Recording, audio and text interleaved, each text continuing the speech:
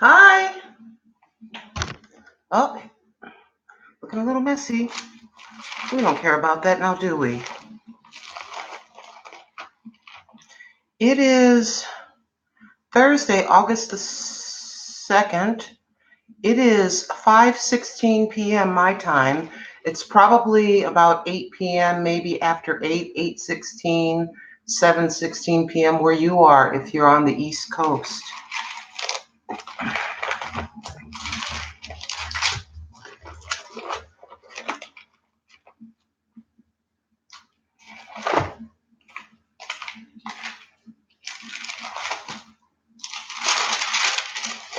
When the master grants me some time off, um, he is talking to me um, about being in communication with him. And so I'm going to start by reading Psalm number 104. Bless the Lord, O my soul. O Lord my God, thou art very great. Thou art clothed with honor and majesty, who covers thyself with light as with a garment, who stretches out the heavens like a curtain. It is amazing the things that our master can do and has done and continues to do each and every day of our lives. Who layeth the beams of his chambers in the waters, who maketh the clouds his chariot, who walketh upon the wings of the wind. Verse 4 of Psalm 104, who maketh his angels or messengers spirits, his ministers a flaming fire, who laid the foundations of the earth, that it should not be removed. How long? Not be removed forever. Thou coverest it with the deep or ocean as with a garment. The waters stood above the mountains. At thy rebuke they fled. At the voice of thy thunder they hasted away, controlling, just controlling. Here goes the sea. Okay, that's enough. Stop right there. Hi, Jacob Lemon. How are you? Psalm 104, verse number 7. At thy rebuke they fled. At the voice of thy thunder they hasted away. They go up by the mountains. They go down by the valleys unto the place which thou hast founded for them. Not only does he make everything, but he commands everything. He tells everything how far it should go. Just go just far, thus far, and stop. Go this high and stop. His power is absolutely unending and amazing still to me at this time of my life. I'm still amazed by him like a child. I'm amazed by the master. Hi, Kimberly. Verse number 9, thou hast set a bound that they may not pass over, that they turn not again to cover the earth. He sendeth the springs into the valleys, which run among the hills. They give drink unto every beast of the field. The wild asses quench their thirst. By them shall the fowls of the heaven have their habitation. If he is feeding and giving water to the fowl and the furry little creatures running around, I do believe that he can supply all of our need. I do believe that.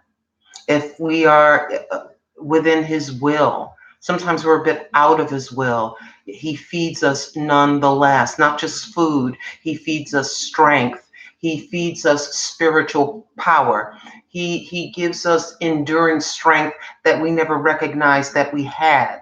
When you're pushed all the way to the wall and you feel like Satan has his thumb on your neck, you can still all of a sudden, through prayer and supplication, all of a sudden you feel a release and you feel relaxed and you kind of square your shoulders and you can keep going. Verse 11 of Psalm 104, they give drink to every beast of the field. The wild asses quench their thirst. By them shall the fowls of the heaven have their habitation, which sing among the branches. He watereth the hills from his chambers or dwelling place. Chambers, let's see, let me go back again. Verse 13, he watereth the hills from his chambers. The earth is satisfied with the fruit of thy works. He causes the grass to grow for the cattle and herb for the service or labor of man. Excuse me. That he may bring forth food out of the earth, and wine that maketh glad the heart of man, and oil to make his face to shine, and bread which strengthens man's heart.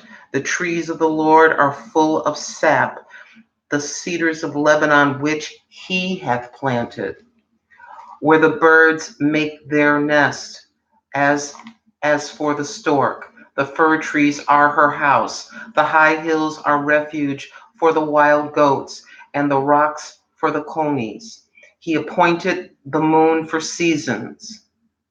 The sun knoweth its going down. Thou makest darkness, and it is night, wherein all the beasts of the forest do creep forth. Verse 21, the young lions roar after their prey and seek their meat from God. The sun arises. They gather themselves together and lay them down in their dens. Man goes forth unto his work, and to his labor unto the evening. O Lord, how manifold are thy works! In wisdom hast thou made them all. The earth is full of thy riches. So is this great and wide sea, wherein are things creeping innumerable, both small and great beasts. There go the ships.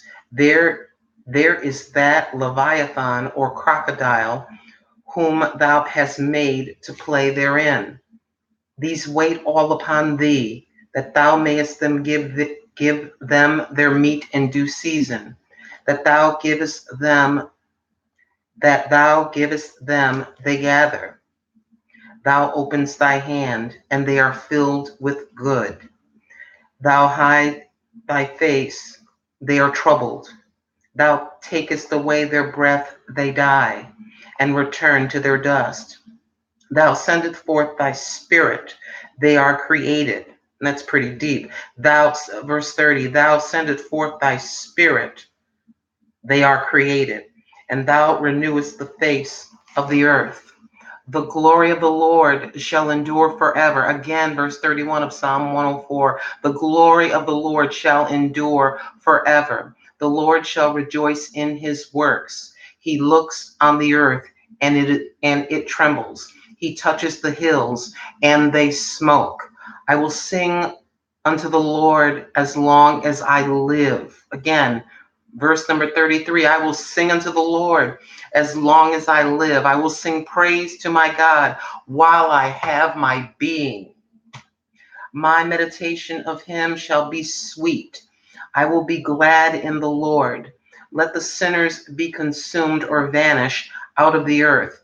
Let the wicked be no more. Bless thou the Lord, O my soul. Praise ye the Lord. Glory to God. Lead me to peace, Jeannie, Kimberly Knapp, Audrey Fikes, Carol Capps, Jacob Lemon.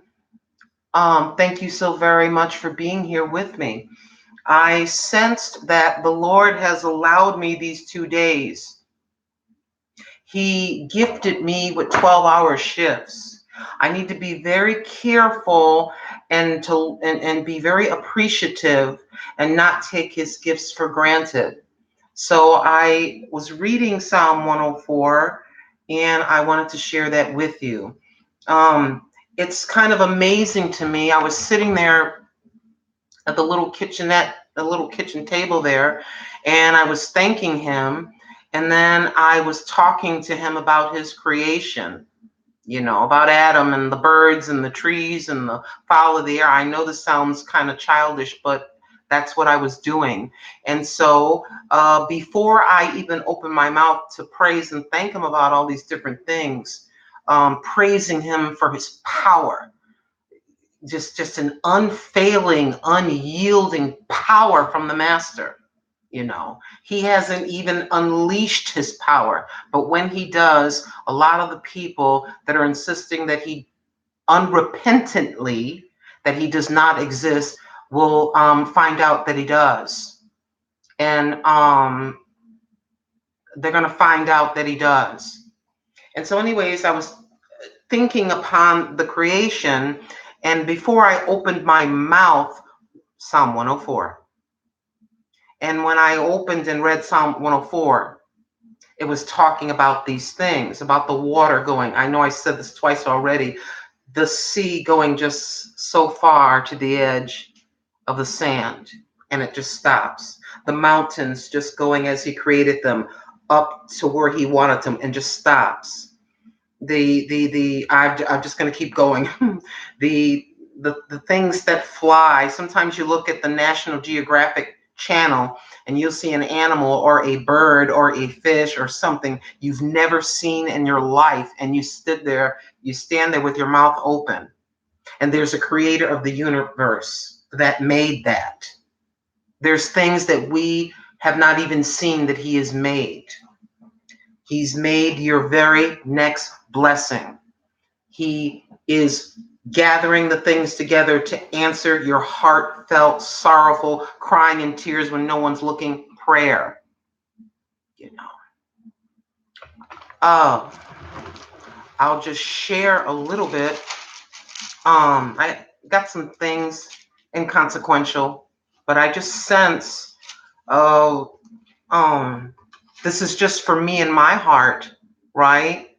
You do whatever you will. Like I tell my son all the time, he presents a problem. I said, I will give you 3 possible solutions. I will give you some suggestions.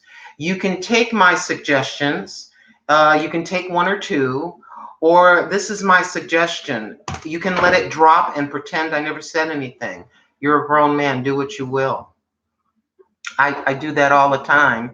So as I'm talking, you can listen to what I'm saying, or you can just let it fall by the wayside and do whatever you want.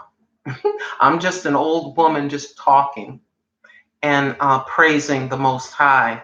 I just sense, I don't know what I'm sensing, but anyways, I'm in my living room. I'm sitting in the chair that my son occupied. His bum was pretty much planted in this chair.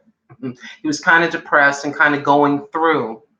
He's trying to, Eliza Vance, hi. So here you have a young man, that's my son, he's 32 years old, have this job, trying to find his way. When you're trying to find your way and you have no children, that's one thing. But when you're trying to find your way and trying to solidify your life and your finances and you have children, that's a whole different ball game. They are looking to you. They don't know anything about a job or a career or whatever. All they know is my backside is dirty. It needs washing. My tummy is empty. I need some food. I'm tired. I need a place to lay my head. I'm scared and I need you to come and comfort me. That's all they know.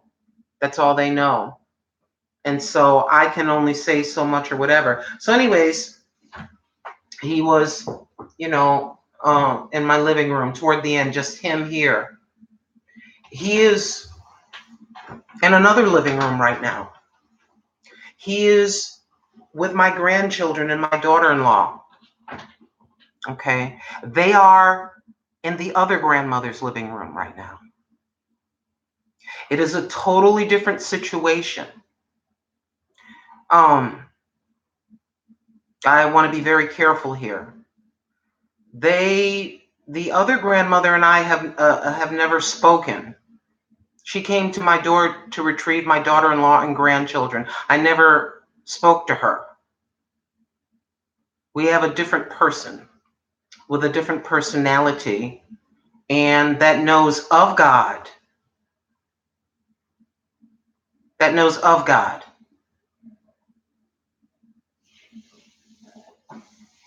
And I think that my grandchildren are in a very uncomfy position right now. And I don't like it.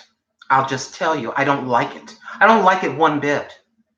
But I am just one person with one bedroom tossing potatoes for a living. and I don't have the room to keep my entire family here. So I feel very guilty and I feel very bad. You understand? You know, you want to I'm talking about my grandchildren now.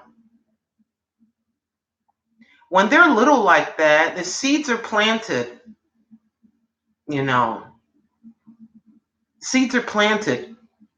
And the relatives that are connected to this woman are not very kind. They're not, in my opinion, God-fearing. That bothers me. I'm saying that bothers me, but I feel like screaming and pulling out what's left of my hair. But anyways, I digress. And I just pray that you all 20, thank you for the 4 thumbs up, that the 20 of you will pray them out of that living room. I sense that he'll get out of that living room rather quickly. I've been receiving text messages, you know. And I'm sorry to be so confessional, and I don't mean to be negative, you know. But I'm scared here, okay? I'm scared for my grandchildren. My daughter-in-law is pregnant and has had, I can't say, just has had some experiences, and she needs shoring up. She needs shoring up, you know. Let me put my glasses on. I'm sorry. I normally am bubbly or whatever. But man, I woke up and it's y'all are gonna just think I'm crazy. It's okay. You can think I'm crazy. It doesn't hurt my feelings really. I wake up and I feel like God is like right there, like standing right there, demanding some attention, demanding some conversation, you know. That's just me and how I relate. I mean, I don't, feel like someone's waiting with a big Holy Ghost bat to whack me on the head. But sometimes for me, I can gently feel a prompting. And then other times I'm sort of pushed, get up and come over here right now.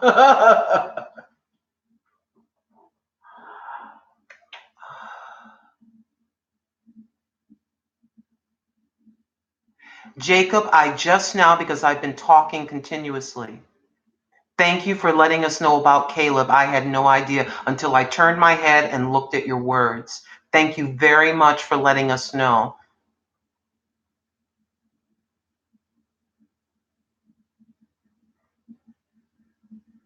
Yes, Miss Audrey, thank you very much. You see, I have to be very careful and understand the strength. And hi, Sheila Wanda. I have to really trust him. I can't look into that itty bitty tiny camera and look at you all and say I trust him and then doubt. Remember, I had about 3 weeks to get in here. 3 weeks, no down payment, trying to figure it out. Knew I had a paycheck coming. Was trying to dole out, here's some money for diapers, da da da da da. But at the same time, trying to get it together, and here I am. He did it for this old wrinkly woman. He can certainly do it for my son. But the master does expect us to get off our bum and go do something.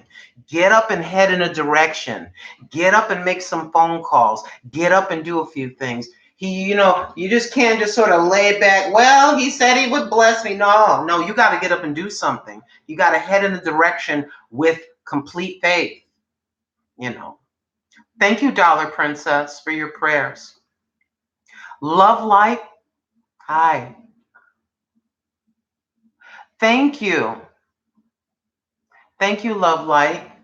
Yeah, well, we tried to get it together. I have my, no big deal. You're on a table.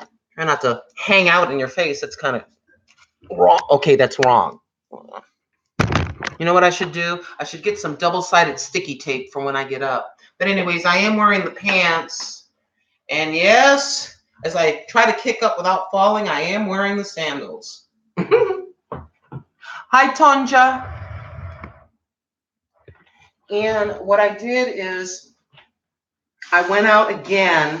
Now, you can see a little piece of material sticking out here, right? It goes all the way across. Let's talk about girl stuff. Jacob, this is probably going to be very boring for you.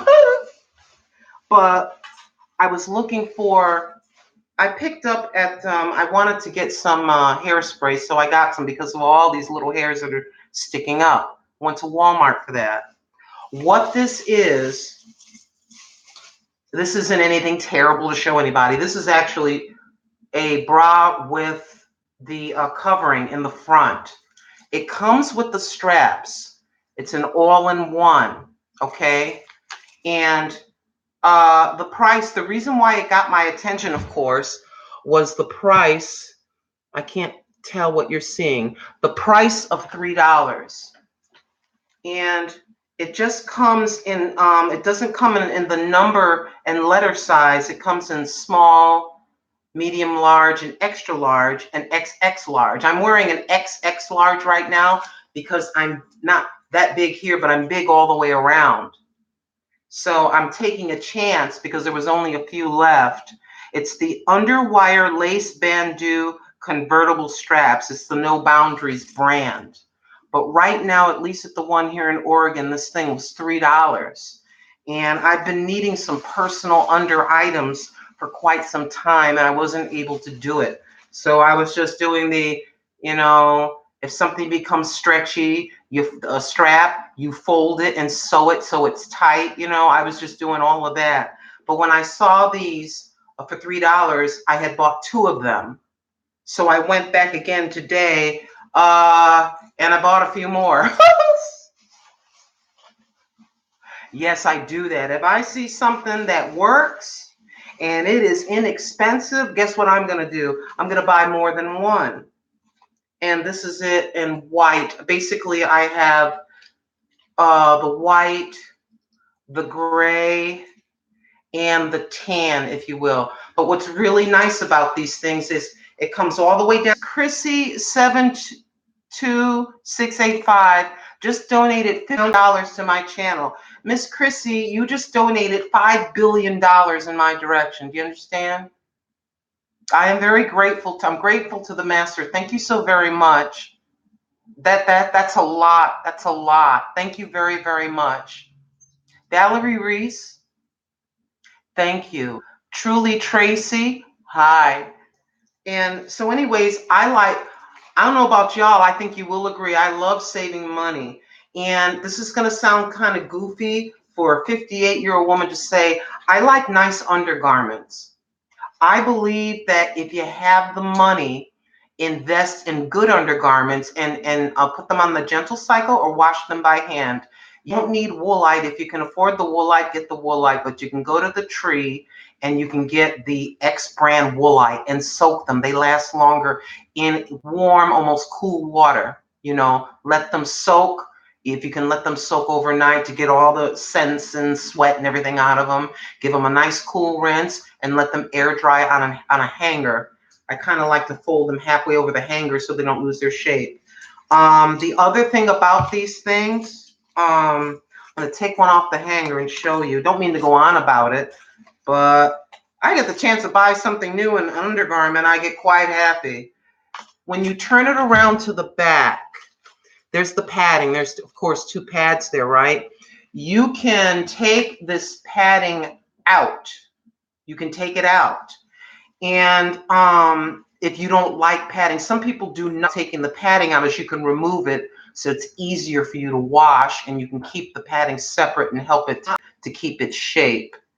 But I thought that was, don't mean to be long-winded about it, but yeah, it was a pretty good buy. Let me look underneath and see what the normal price for this garment is. So I'm set with garments until I'm 100. 100-year-old woman with a lace thingy. Let me stop. I'm sorry, Jacob, and any other males that are in here. I like to talk to the girls about certain set things. I talk girl talk as well. I'm trying to see. Oh, the price isn't bad. Hold on. I'm just peeling the $3 price tag off.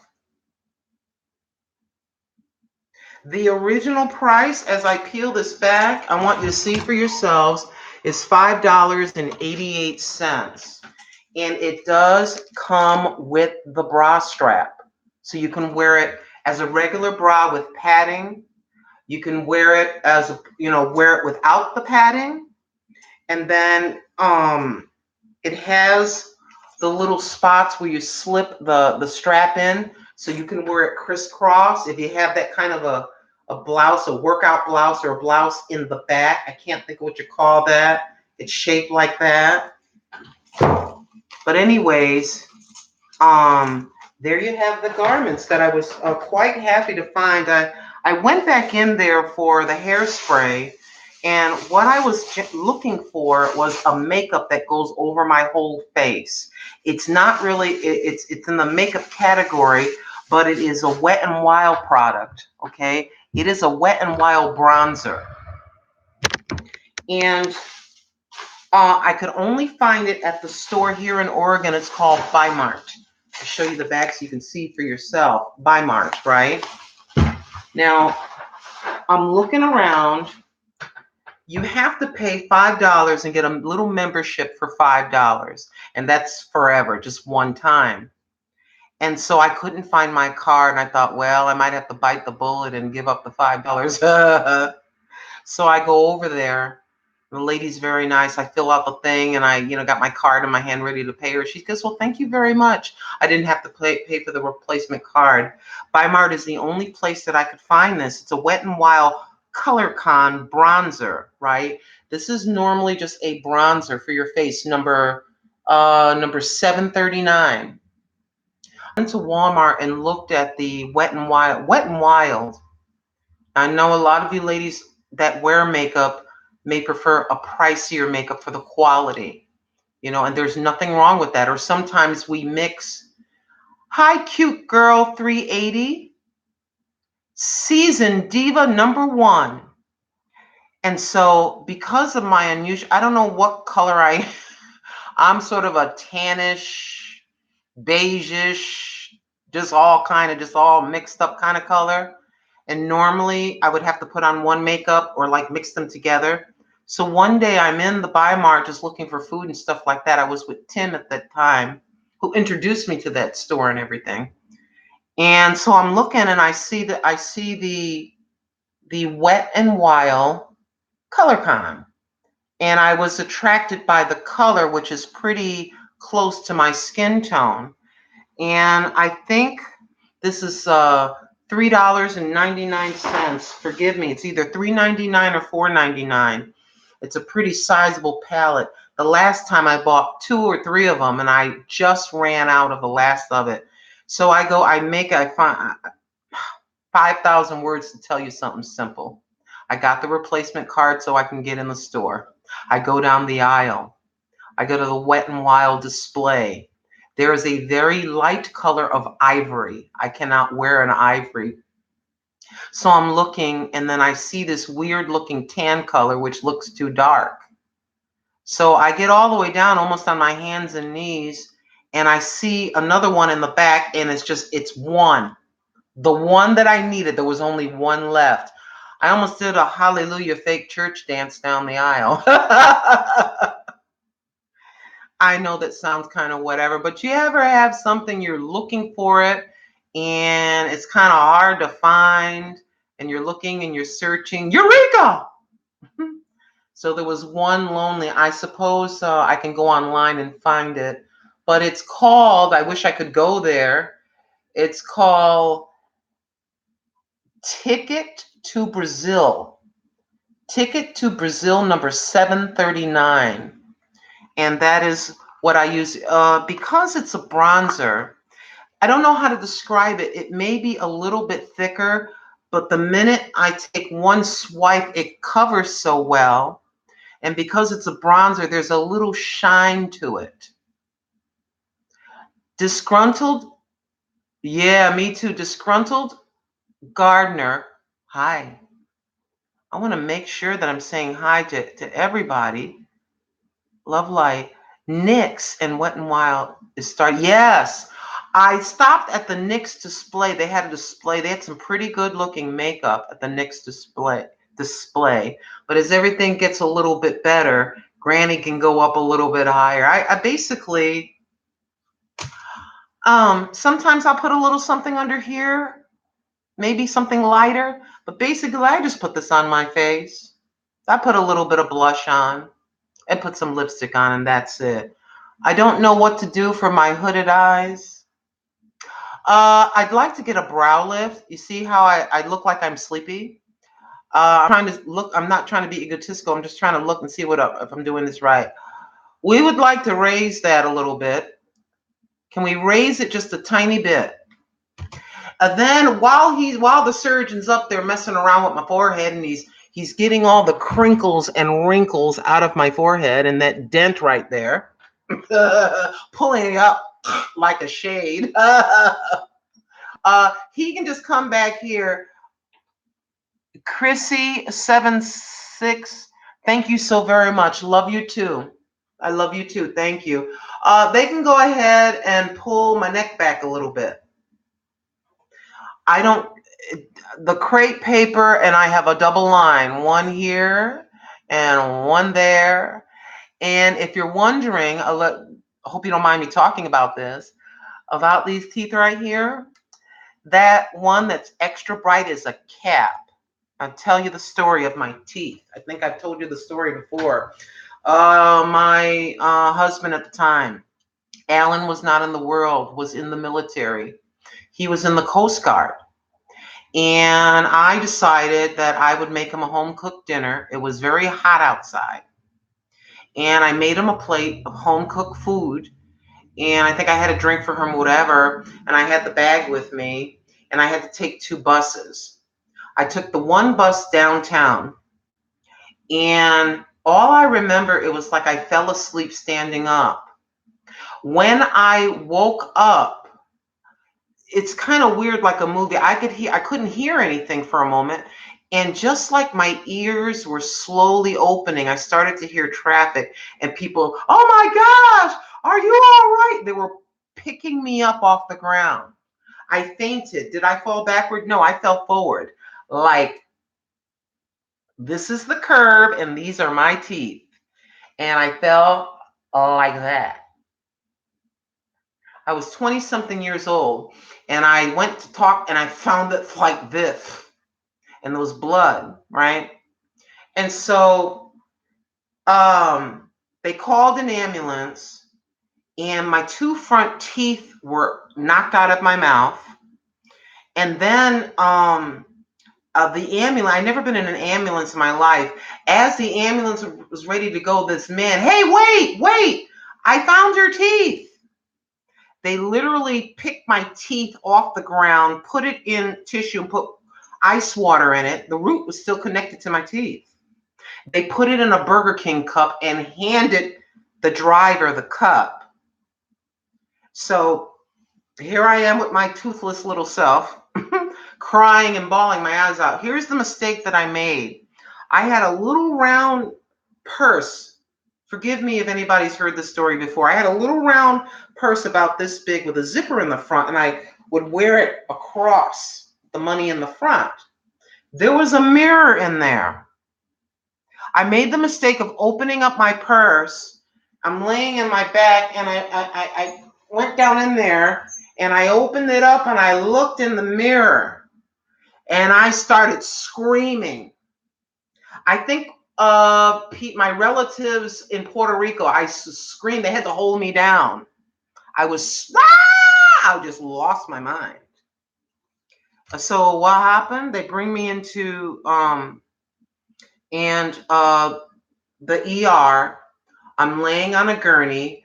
My lip, you can see this part looks kind of lumpy, and that part is a little bit crooked because it was split right here. I look like a freaking monster. Teeth are out of my mouth. My lip was split open here and here. So here comes this young doctor. I'm laying there for about an hour and a half. Eventually, Al came and he's holding my hand. I had my hand over my face. Take your hand down. No, take it down. I pulled my hand down and he looked up and he just, he almost fainted. I said, I told you. He turned around and got up and just kind of stepped away for a second. He looked like he was going to faint. It was just, I looked like a monster. But anyways, I digress. So here comes this young surgeon that the stuff that's brown and liquidy, a disinfectant benzene or whatever, you know, he comes up and he's looking at me, and he says, okay, I'm here. What I'm going to do is I'm going to stitch you back together. I'm going to stitch your lips back together. He was a young man. He's very young. And I look up at him and I'm just like, he takes the benzene and he starts right on the open wound. And it hurt like you know what. And so he's just saturating my lip before sewing it together. He has the needle this is old school now. He's literally got the sewing needle, if you will, the medical sewing needle. He's trying to figure out, because I lost a little skin, and he's trying to push my lip together. On the approach, I grab his wrist. I swear to you, I grab his wrist and I look up at him. I said, pretend I'm your mother. I don't know why. Those words came out. He just pushed my hand to the side. And he put it all together and he sewed it all together. Then I could feel every stitch. I could feel every stitch. And so they get done with that and they take me upstairs and they're to the dentist. The dentist is looking, I'm sobbing. He says, you're going to be okay. I promise you're going to be okay. He has my teeth. He sticks them back up into my gums. I kid you not. Then he takes a piece of metal and he puts it across my teeth like this, or a piece of metal.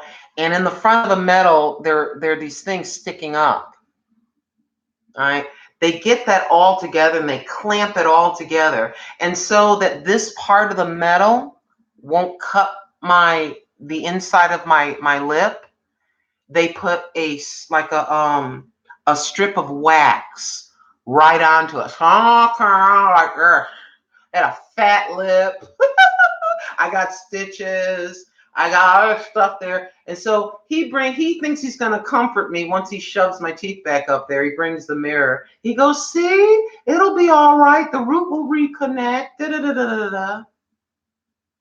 And so I can't eat solid food, obviously. Here's the part of Al that I really loved. We were newly married for, I don't know, a year and a half or something. He would cook a steak, and then he would have his steak on the plate, and then he took my steak and cut it in pieces, and he put it in the blender like baby food. And then he took the mashed potatoes on his plate, and then he took mine and put it in the blender. So then I got a flipper. Some of y'all know what a flipper is. It's basically a few teeth on a fake gums like a denture. And here you have the flipper, and then you have two wires. And that goes up into your mouth, and there's two little teeth there to go up in there, to fill that hole there. I don't have any two front teeth. And then we put the wire in so you can take it out to eat if you choose to. You got to take it out if you want to eat. Then you can put it back up, a cosmetic thing, purely cosmetic, serve no purpose then, so you're not walking around with, a big hole there. So, I didn't have good dental insurance, but when I started working for a bigger company, I'm sorry, I've been talking so long, but I might as well just finish. Let's see. Yeah, that was a tender side to Al. It was a tender, good side to him. That's why I married him. It was a tender, good side to him. But he started toking, and he used to toke a little bit, but he just let toking take over. throw that to the side. So we went through the flipper phase for quite some time. And then these here, trying to feel from where to where.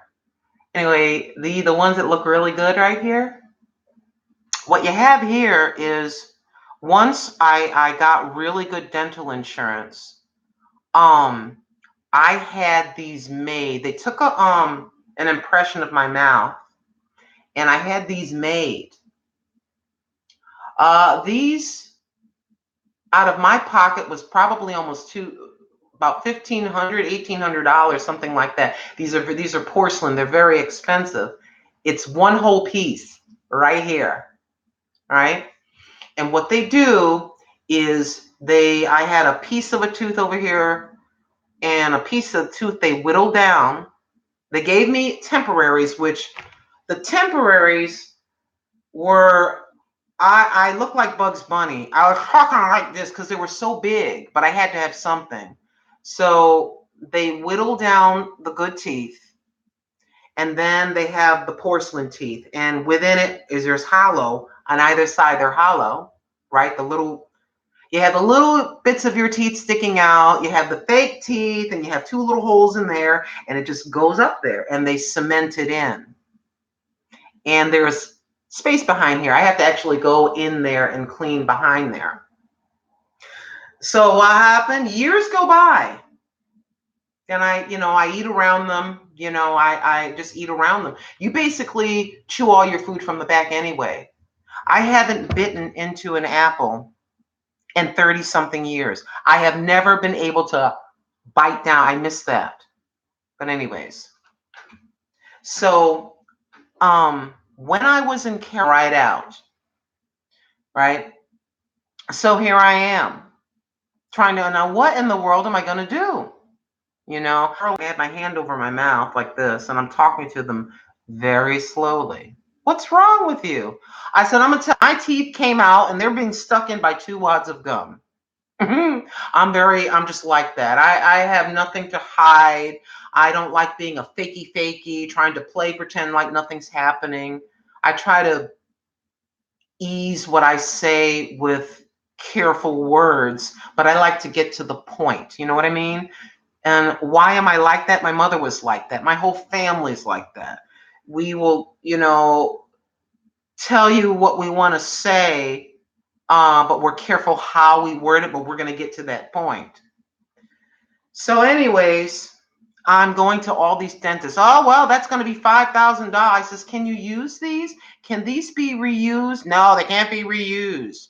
Oh, that's going to cost you $5,000. I'm just looking at them like they're crazy. Everything within me told me that this plate or these fake teeth can be reused.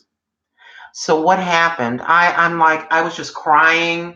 I didn't know what to do. So one day, I'm telling you now, I said, Lord, I don't know what to do here.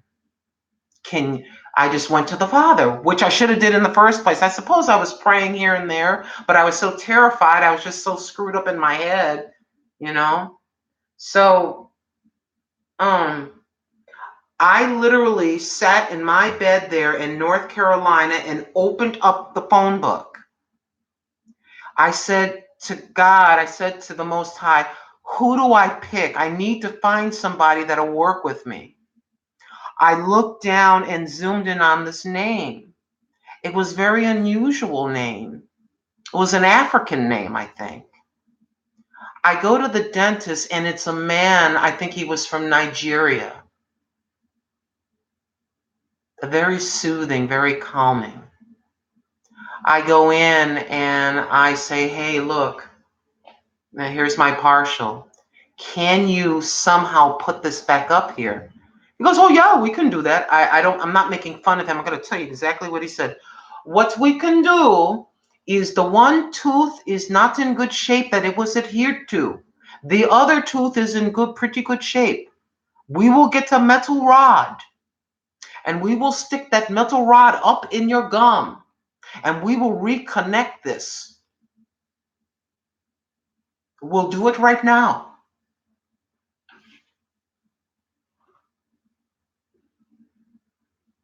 He put a piece of steel. There's a piece of steel up here, all the way up here somewhere.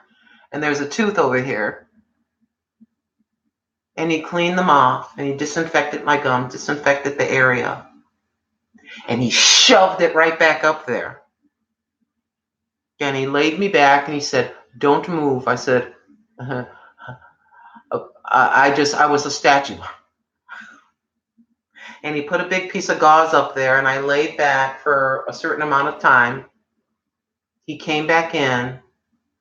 He took the gauze off. Smile. Smile. And I looked over and I smiled.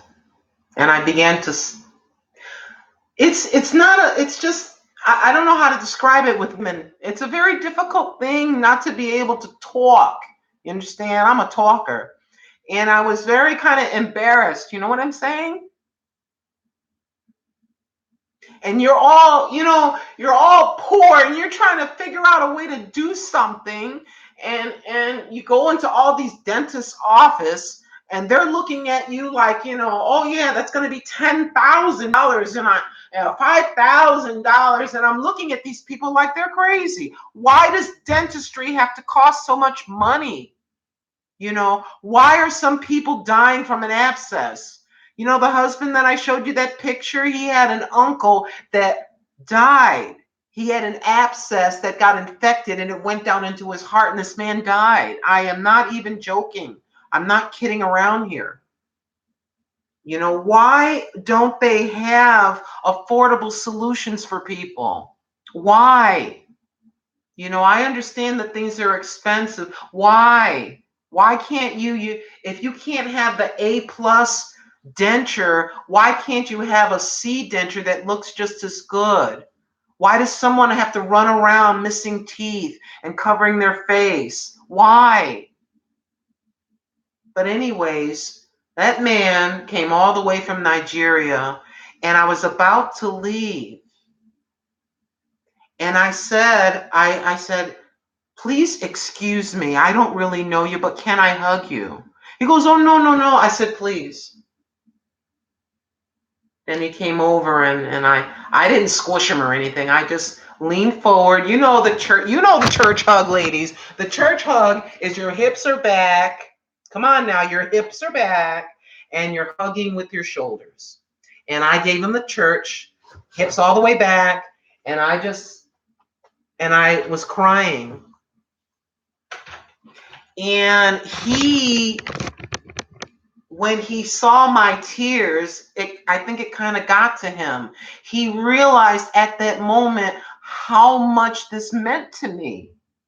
I don't think because you're a dentist, it's kind of like an assembly line of people come in. Oh, Mr. Smith needs a root canal. Oh, Mrs. Jane, she needs a full set of dentures. Oh, such and so has money. They're going to get a full set of the implants, And because I was so quiet and everything, and or whatever, I was a little bit tearful.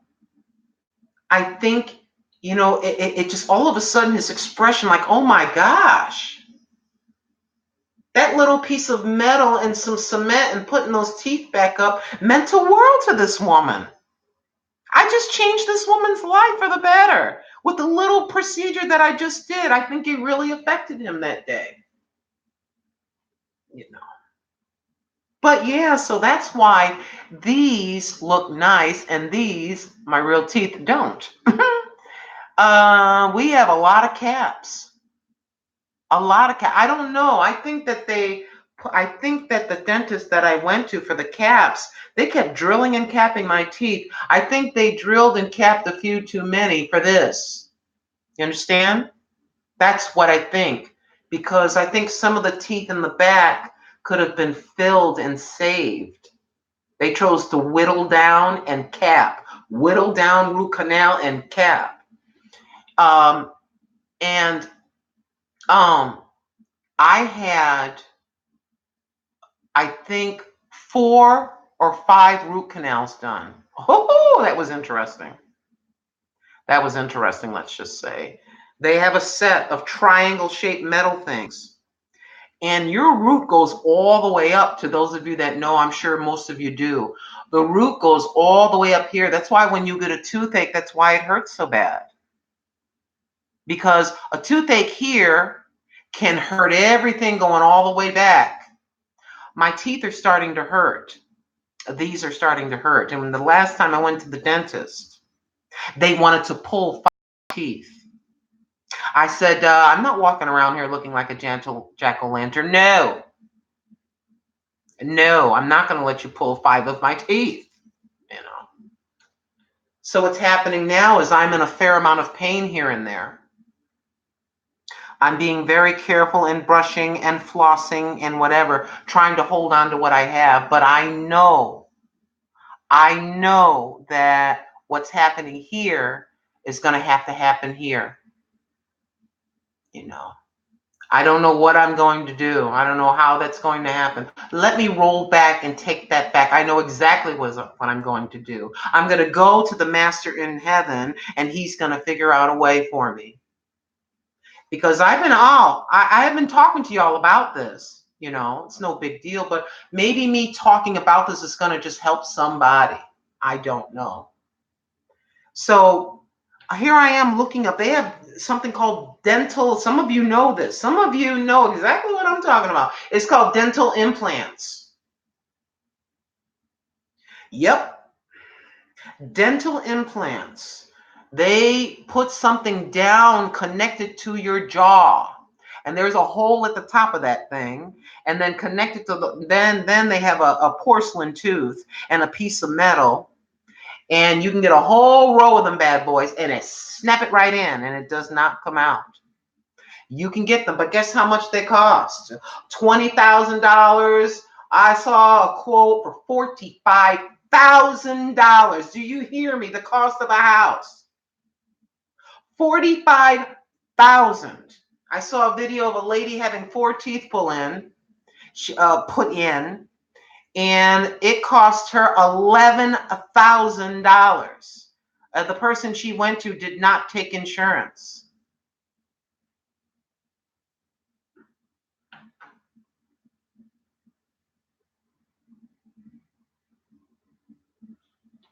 Forgive me. Hi, Miss X905. Hi, Miss Kimlo. Hi, Ava Love. Hi, Grandma Cheap. Hello, dear heart. Yeah, Dollar Princess, you have to go to the dentist soon. Let me tell you something. Those of you that have all of your teeth, take good care. Remember when they say brush and floss after every meal? You want to do that. Because if you don't, what happens is you'll have a little gap in between your teeth. That gap grows and gets bigger and bigger and bigger. And then your tooth gets loose and your tooth falls out. Take care of your teeth. Here's what's helping me. Timothy, this is going to sound, let me stop saying this is going to sound whatever and just tell you. Timothy went when he was very young, when he was a teenager or very young, 11 or 12 or something like this.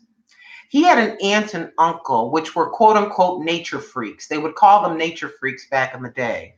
But basically, they believe in herbs and natural things. And so they were teaching him. They grew their own vegetables. The medications that they took were all natural.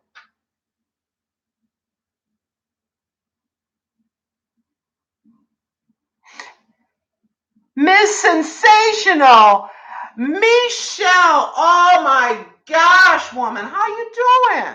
How are you?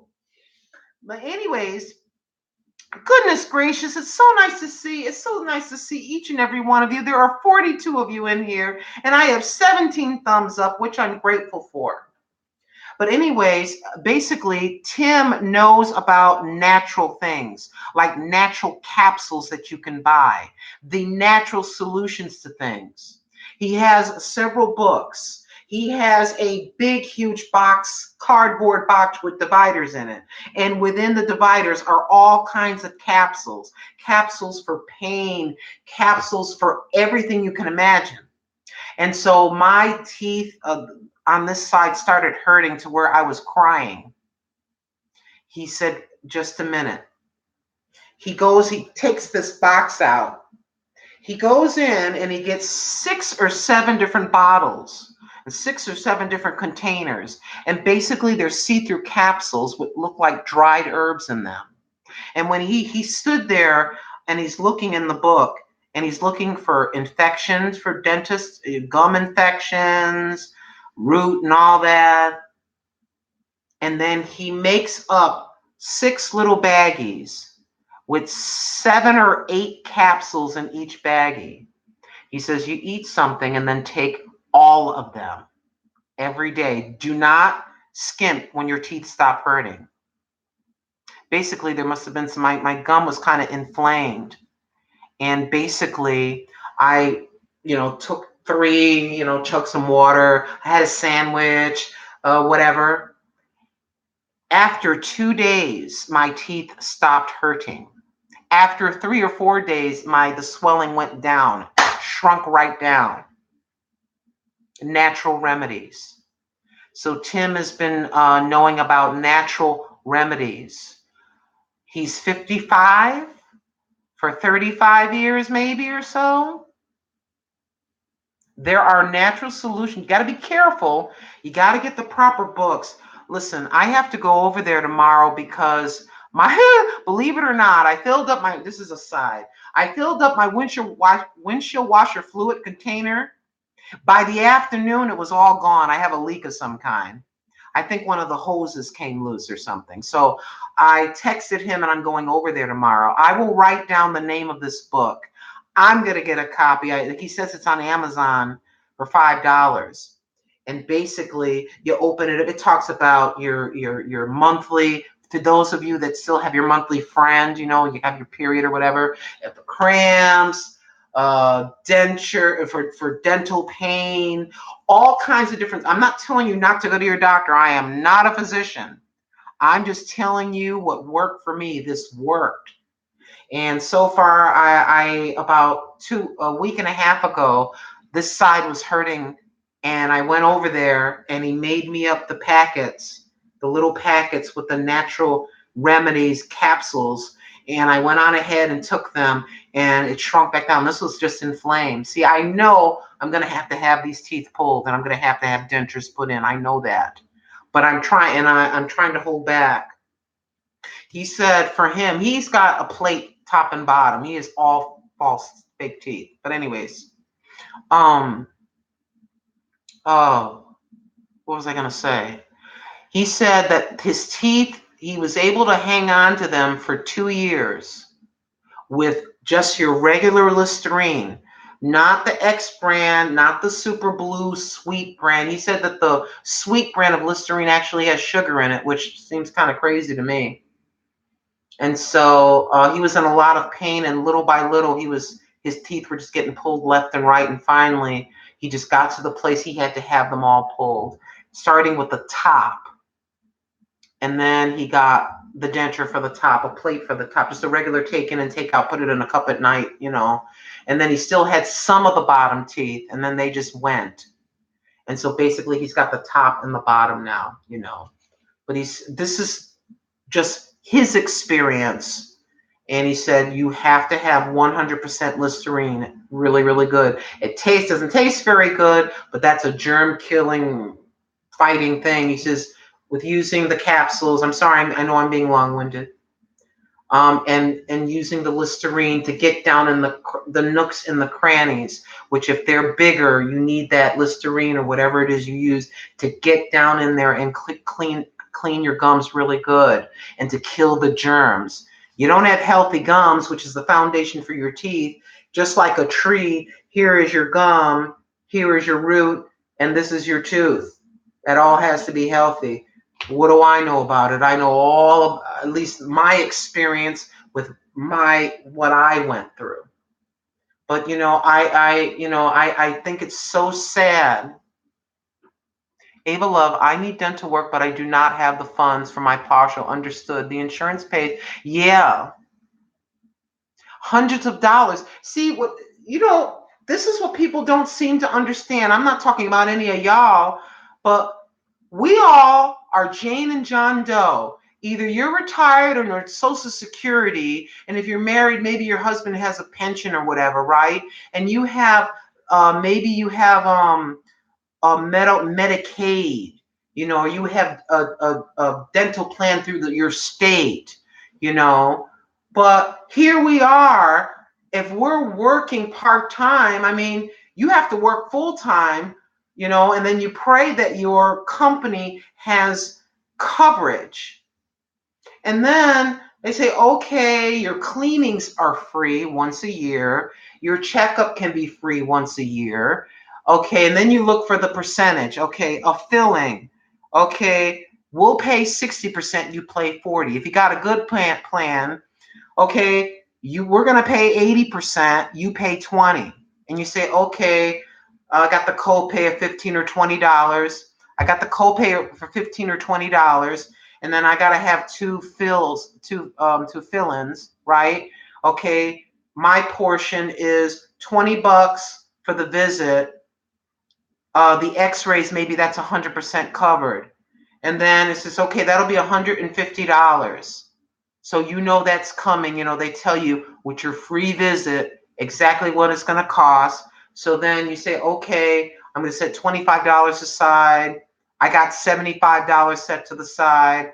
I worked a little bit of overtime. Whoa, okay, I've got the 150. Then you schedule your appointment because you got the money beyond your rent, beyond your mortgage, beyond your car payment, beyond your car auto insurance, beyond food, beyond the gas that you have to put in your car. You're trying to keep $1,000 or $2,000 or $3,000 in the bank for the, something's wrong with the car. I got to put 400 in it. You know what I mean? I think some of you can relate to what I'm saying. This is everyday, ordinary life. One thing, just one thing has to happen. One thing for $800 will take you aback so hard, man. I'm telling you, this isn't feel sorry for Miss Fab. This is many of you. I'm telling you, I understand. I understand exactly where you're coming from. I'm telling you now. And this is what Donald Trump and whoever's in office and these senators and these people that are sitting back with their wonderful dental plan, making $50,000 or $100,000 a year. God bless each and every one of you. You work hard to become a representative or a senator, but I need you to understand my audience and me in everyday ordinary. I'm telling you. You just want to go out and buy a bronzer for $4 or $5, and you're like this. Gee, can I buy the bronzer? Can I go to Walmart, for the first time in 2 or 3 years and buy a bra for $3? You know what I'm saying? I know y'all can relate to exactly what I'm saying. I'm telling you now. We're sitting up here putting on a brave face, but man, you're just sitting back kind of thinking about it. Oh my gosh, can I do this? Can I do that?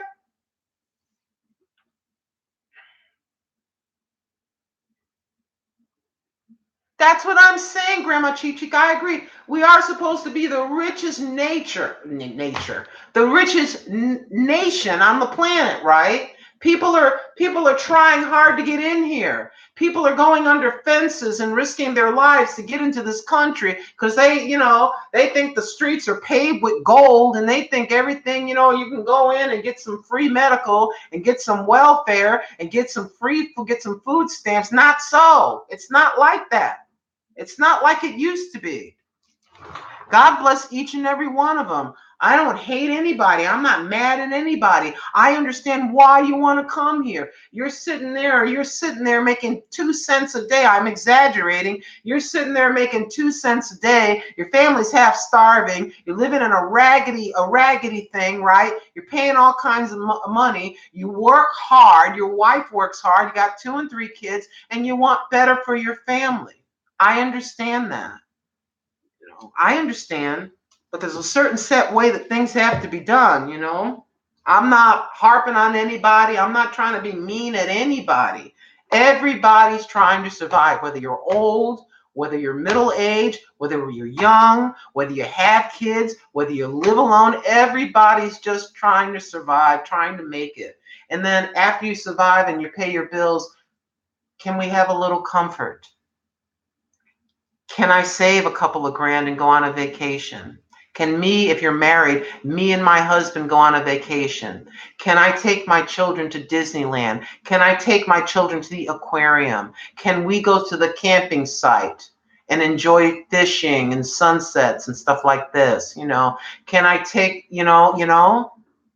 everybody's at a different station in life. Can we have some joy unspeakable? Can we have some joy beyond? Okay, close the book. Everything's been paid for the month. Auto insurance has been paid. Rent is done. Oh, got enough groceries. The electric bill is, the propane is done. Okay, what do we have left? Well, we better put that in savings in this little bit. I want to go to Goodwill and go shop.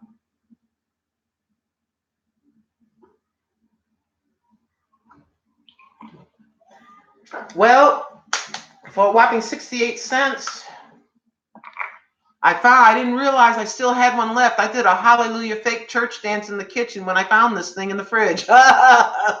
So we gotta get our magnesium and stuff so my toes don't curl back and get foot cramps. So here we go. Woo! Woo! Woo! Pouring blue Powerade into the blue cup.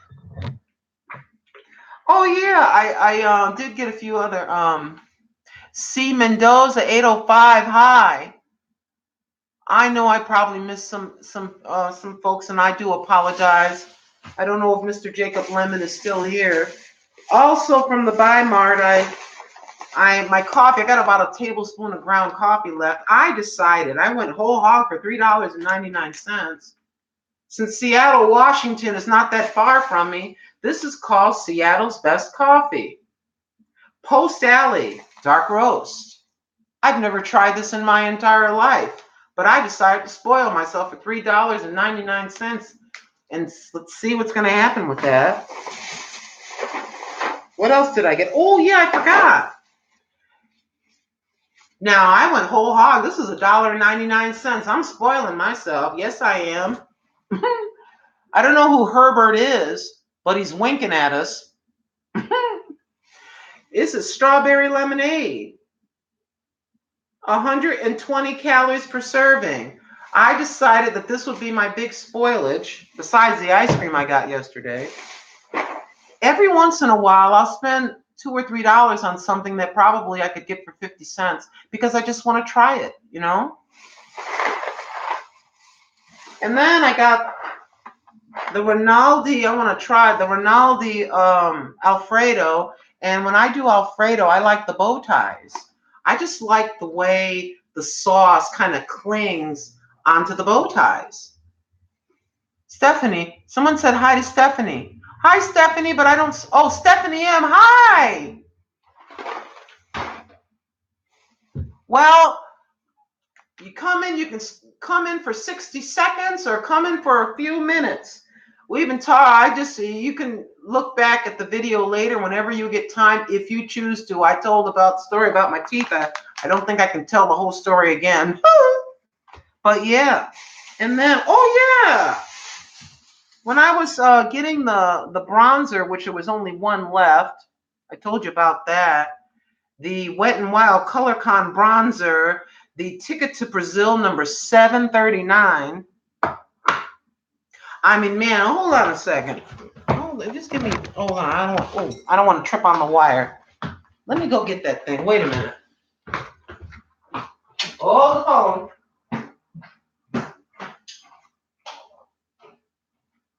I'm coming.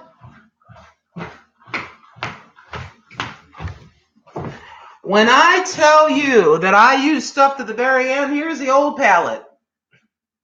Okay, let's put them side by side. Here's the new one. Here's the old one.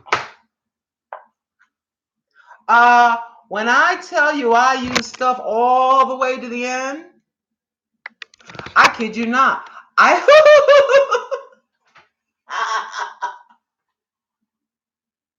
Am I being too real today?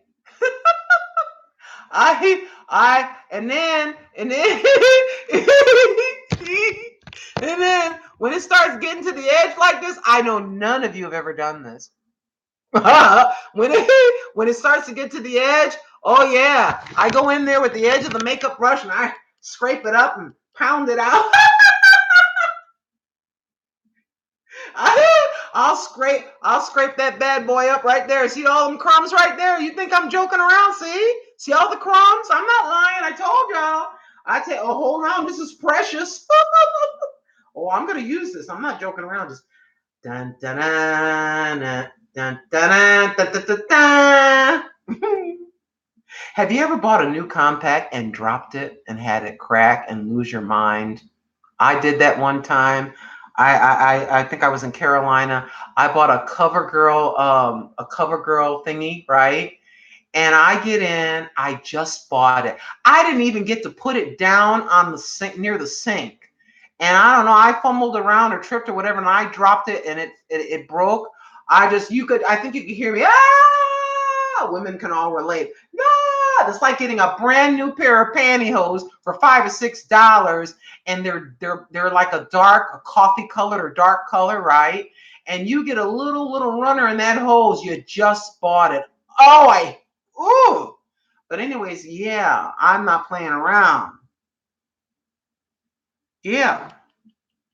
But anyways, I digress. Yeah, I take it to the edge. I can make stuff last. This isn't, like I said, this isn't poor Miss Fab and her makeup. No, I'm just telling you. I don't know. I just like to share stuff. I just found that rather amusing as I'm sitting there and I'm just, I got my big makeup brush there and I'm chip, like, like, like I'm in a mountain and I just found a gold vein, right? And I got my axe out there, my little pickaxe, I just found gold. I'm sorry. Am I being too real for you today? I feel like Medea. Hallelujah. Well, you're not supposed to like Medea. That just is Tyler Perry's wearing a dress. You're not supposed to laugh about it, and you're not supposed to like it. I'm not going to say anything else. I'm just going to sip this and be quiet now.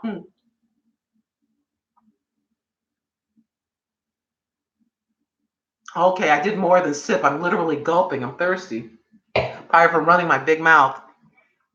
This is the liquid. Hold on. I actually have a light here. I have the light facing that way. Grandma Cheap Cheap, times may even get harder if you can imagine that. Yes, Grandma Cheap Cheap.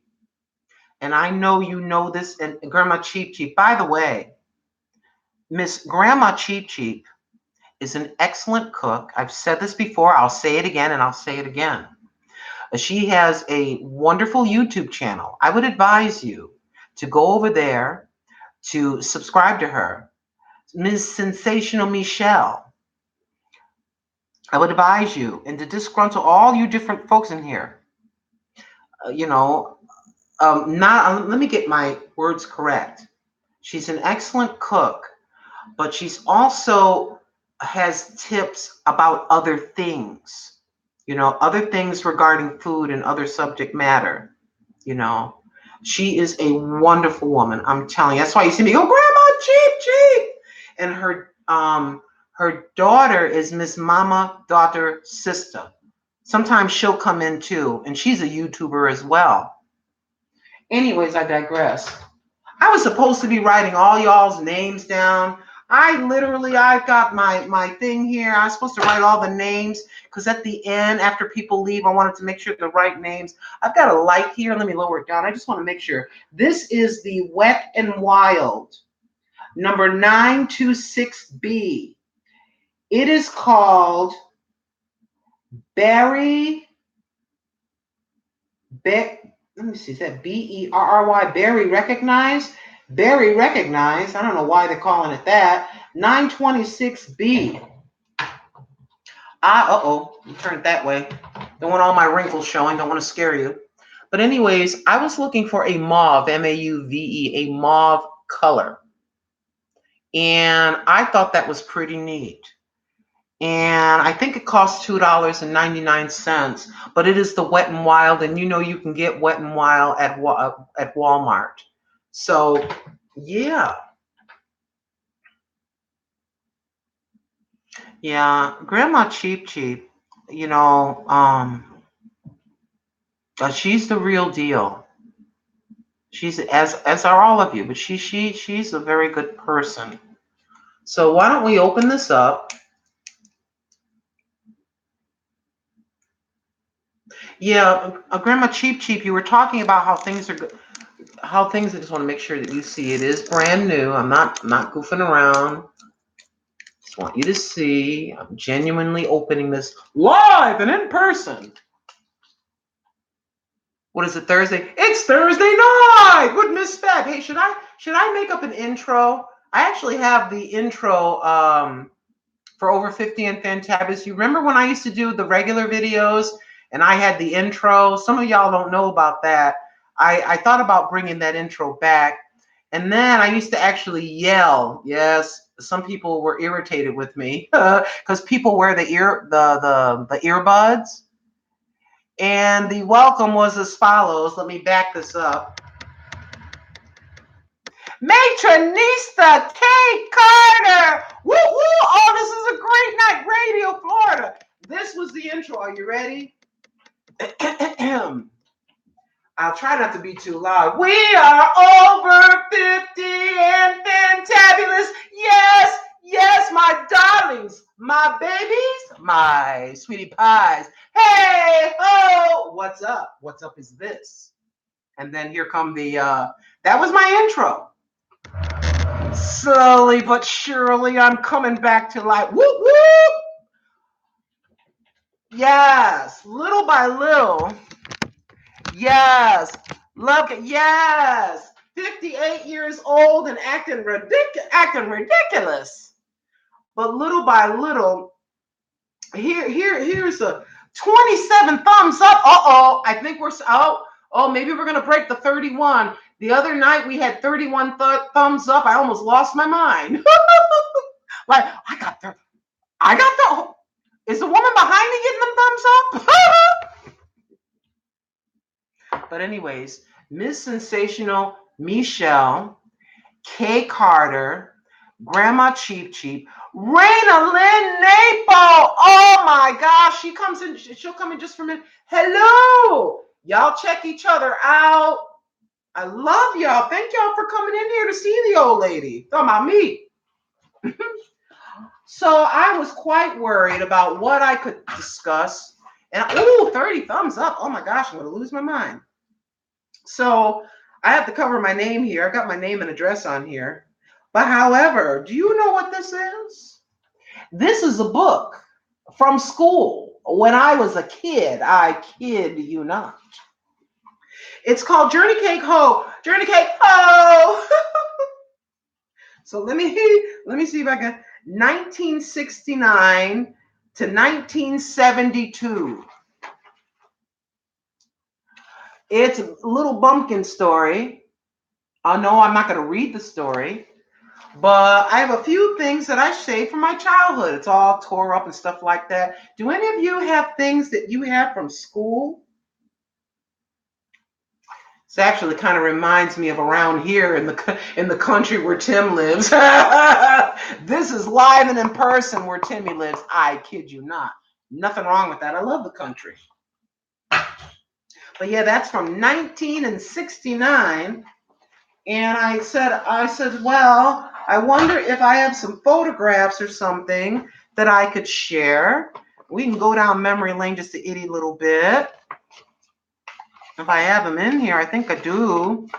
Now, have y'all, maybe a few of you have y'all ever gone on a diet and you're like, oh, I'm overweight? Unfortunately, we start looking at these movie stars, our favorite singer, some ad, an Essence magazine or Glamour magazine or something like that when you're young. And that's it. I'm going to eat, 3 peas and an apple, and I'm going to exercise, and I'm just going to starve myself, and I'm going to get slim and be glamorous. Meanwhile, your body's screaming, this is unhealthy. So I went on this diet. I was trying to please my husband, Pat, at the time. Told you I've been married 4 times. And so I'm trying to please Mr. Pat, and I'm trying to get slim. I worked real hard trying to hang on to him in the beginning. Yes, I did. I worked real hard trying to hang on to him. As I found out, it wasn't worth it. I'm not trying to be mean or anything. This is me. This is me. Look at my legs and look at my skinniness. I look like somebody need to shove a cheeseburger in my face. The jacket is big on me. I am a bag of bones. And I thought I was looking glamorous. And I was starving myself, trying to be skinny.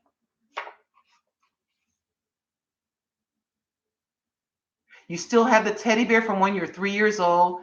It's all patched together now and not as fuzzy, but I'm still exactly. There's certain set things. A lot of people have their teddy bears. Some people have their dolls. They have a book.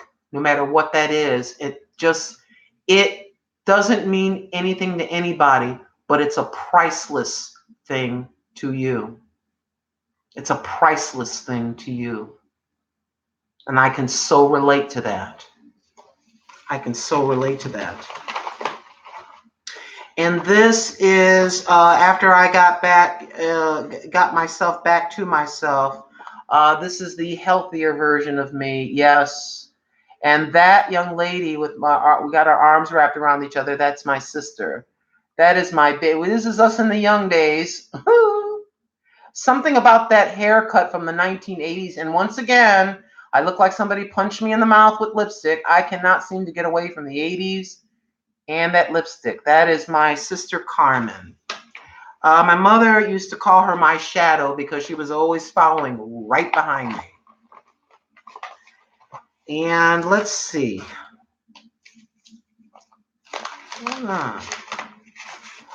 Oh, goodness gracious. I can't show this. I cannot show you this. But I have been looking for my birth certificate for quite some time, and I just found it in here. Thank you.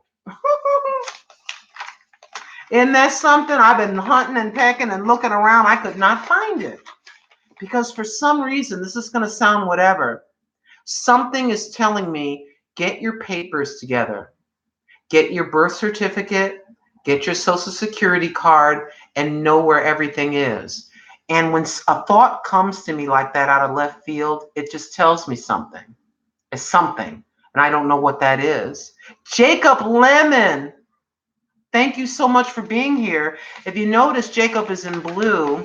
And he's got that little wrench next to him because Jacob is assisting me when he, as long as he's in here. Because sometimes you get naughty people that come in and they decide they want to cuss. They decide they want to say something rather nasty. And Jacob swoops in. He swoops in like an eagle seeing something from 1,000 feet away. He comes with his claws and he clicks that button. He clicks that button and gets rid of that, has to block that person. Because I don't need my friends, as I said before the other day, being offended, and being, you know what I mean? That's not right. So yeah, there's that. And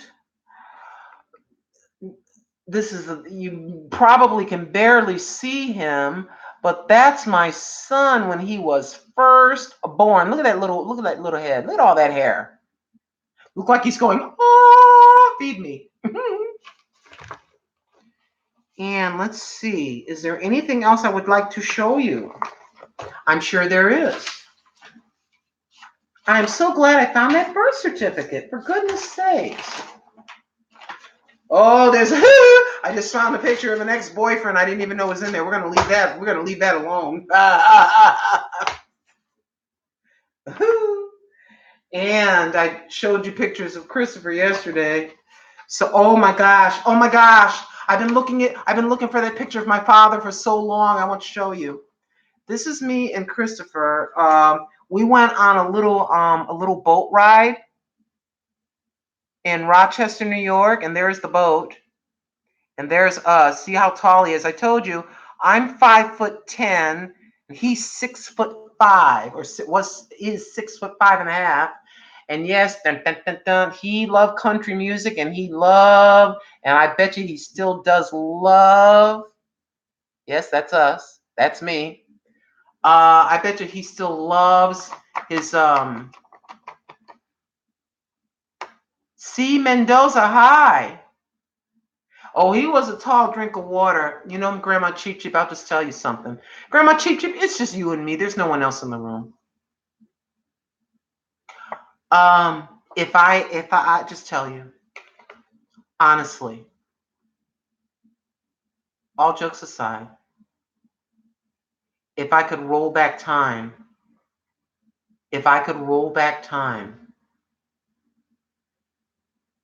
I'd still be married to him. You know? Nothing I can do about it now.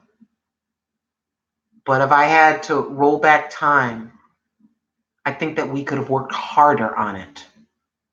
You know? If you have a good man, ladies and gentlemen, let's see, a good man, ladies, yes.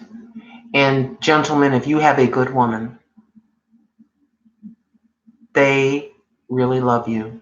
They don't care if you wake up with bad breath in the morning. They know what you look like if you happen to wear a silk scarf in bed, ladies, and they don't care. When you are sick and you have the flu, they come in, they give you orange juice, they bring you your medication, and they really, really care about you. Don't argue with him. If he leaves the toilet seat up, just put it down and go on about your business. If you have a good one,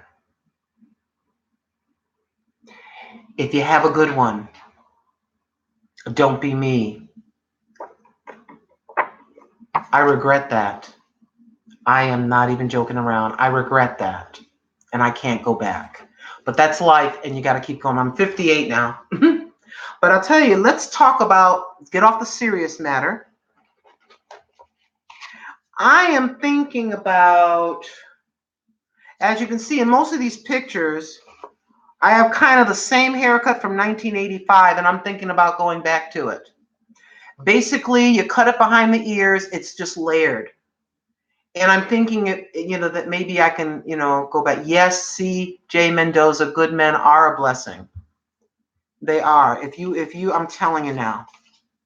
I'm going to get off that before I start sitting over here crying like a baby. And this man, I have been looking for this picture. That man right there is my father. There's Mr. Harry right there. Yes, indeed. So you take that man. Where is she? Come on, Mama. I'm looking for. I've got a picture of my mom when she was really young. She was born in 1929. Oh, this is all messed up. Shoot. And you can't really see her good in this. Let me make sure there's no names on here. Protect the privacy, so on and so. Y'all know what I'm talking about. Running my mouth. But it's in black and white, and it's hard to see her. But that's a black and white copy. I mean, it was a black and white photograph, but you can kind of see her. So you take that woman, and you take that man, and here it is. This is what you get. Yeah. They're both gone now. But I have siblings. When he came into my bedroom at the age of 16 and announced that he was my father, he gave me a picture. I lost it, of a little girl, hair parted in the middle and bangs like this.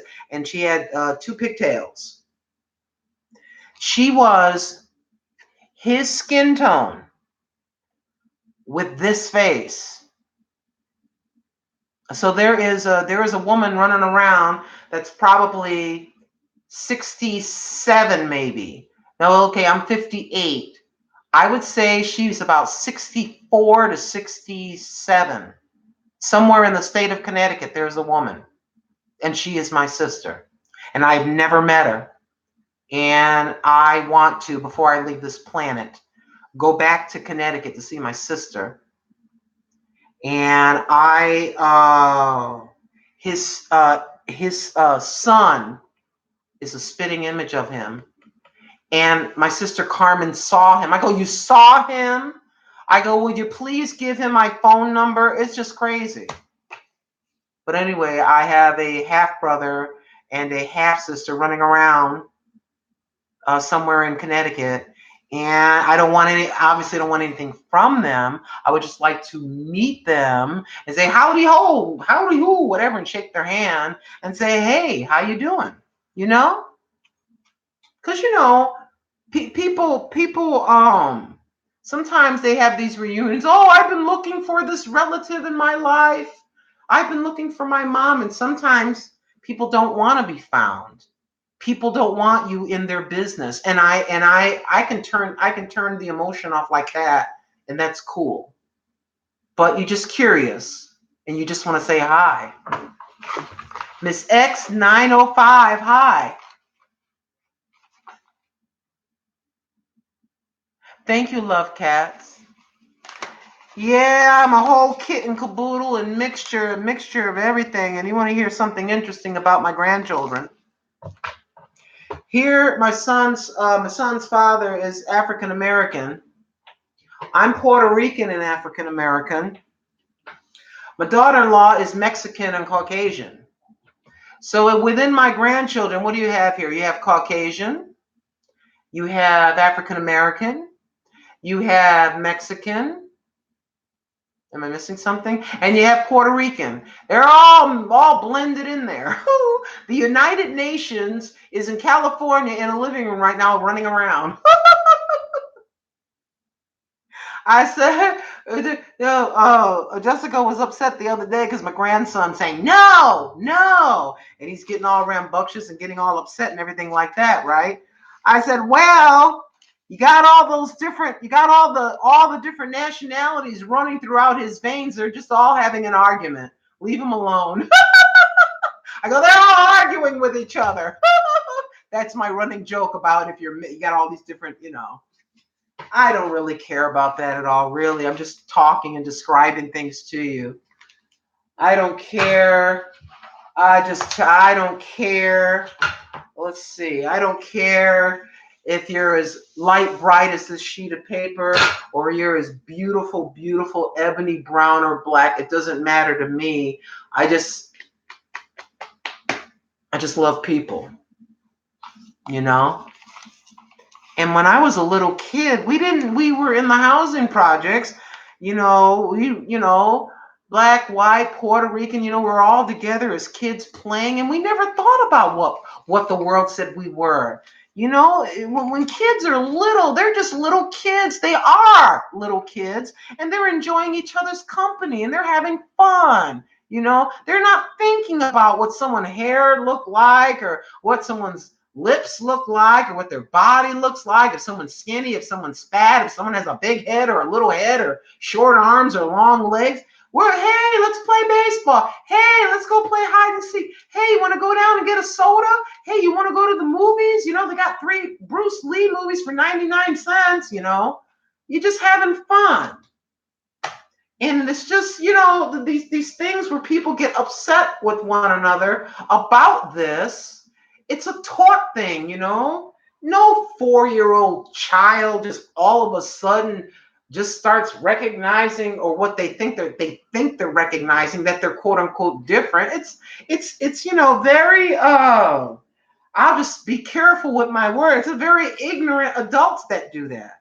You can't watch the news and see a group of people, whoever they are. I'll just say blue people. Let's just say blue people. You can't see a bunch of blue people and a bunch of blue people went and, I don't know, stole a bag of oranges off a truck, let's say. I'm just making up a stupid thing, right? And then all of a sudden, you go to work and here comes a blue person. Uh-oh. You better watch out. I got a couple of oranges in my lunch box. This is gonna sound really stupid. I got a couple of oranges. I got a couple of oranges in my lunch pail. Oh, you know what those blue people? They take oranges off trucks. So I got better hold my bag. Come on now. That's just your character, and you just take each person as they come, and you get to know them as a human being. And what do you know? You're just sitting there, and you're cooking. Maybe you're cooking the kind of food that you enjoy, and they're taking a little taste, and oh, hey, that's pretty good. And then you're exchanging recipes, and you never thought that might taste good. And geez, I didn't ever know fried chicken. Oh no, oh wow, tostadas. Oh, rice and beans. Oh, and everybody's cooking and sharing desserts, and before you realize it, everyone's in the same age range, and they're all talking about how they love their kids and their grandkids and stuff like that. It's like I told my son one day, I think I've told you all this before. I said, you know something, Alan? I go, if people could see you and the picture I had, his stepbrother, if you will, who's Caucasian, and my son is, we call ourselves Black Ricans. That's what we call ourselves. If they could just see the two of you, you're both grown men now. The two of you are walking, just talking, kind of chilling, joking around, and you're walking across the street. If they could just see two men and just say those are two men walking across the street, instead of just kind of observing this and just see two friends, walking across the street, I think this world would be a better place, don't you? No one's telling you to throw caution to the wind about a criminal. I'm just talking about it doesn't matter what you are. If I hear banging on my door, I gotta get a baseball bat. I don't care what color. I'm gonna pop you on your head. I don't care. I'm not looking to see. I'm just looking to please. I don't want anybody choking me out and you know what I mean? Just common sense, Can we just try to love each other just a little bit, please? I don't know. Maybe I'm sounding ridiculous. I just happen to think that there are wonderful, great qualities in every human being for the most part. I'm not talking about a crazy axe wielding, nut, like that. But I mean, just basically, and see the glass half full. Let's try to love on each other. As best as you can. No one's saying you have to handhold everybody that you run into. But I just wish that we could all be a little bit more tender. Love Cat says, kids are exposed to a lot of social media these days, but hate because of differences have always existed. Yeah, this is true. This is true. It's so sad. I don't know. I don't know why I don't know why I'm the way that I am. Oh, we broke the record. Let's go on to the side. We got 31 thumbs up. Oh, woo, woo. It doesn't, all of a sudden YouTube doesn't go, oh my gosh, she got 33 thumbs up. She's famous. Wow, we're going to put her on what's trending. Oh, 36. It just went up one. Yeah, can you imagine? Can you imagine the folks that they have, I don't know, 4 million subscribers? We all know who they are, some of the big ones. And some I love certain hair tutorials, certain makeup tutorials, vlogging, certain music tutorials. There was this one guy, I think he was from Germany. He would play the guitar. He's really like a professional at it. He would play the guitar and then he would do it in slow-mo. And then they started messing with his channel and he hasn't uploaded in a long time. I felt really bad for him. I watched people from Russia, from Portugal, all over, just all different people. I find it interesting. There was this one young lady, I think she was I don't know if she was in Tokyo or something like this, or Japan, somewhere. And she said 100 things you can do if you visit Tokyo or something like that. And she showed the vending machines and the restaurants and the different places you can go to. So, I like YouTube a lot for that. And of course, you can see live news and stuff like that.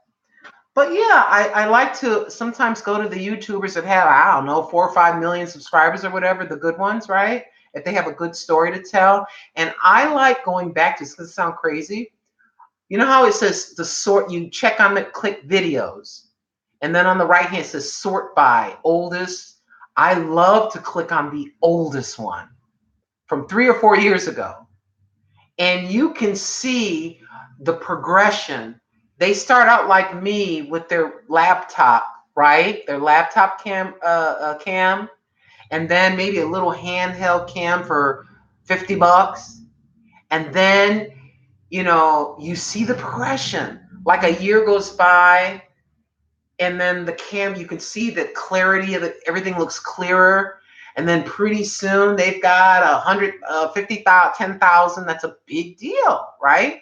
And then they get 100,000. They have, they get the YouTube button, and then they get 1 million. And you know what I mean? It's interesting for the ones that are good. I'm not talking about prank and scare the heck out of somebody or do something naughty. No, I'm not talking about that. Thank you. Thumbs up 39. Yacky, snacky. Thank you. Okay, Kate Carter. Take good care.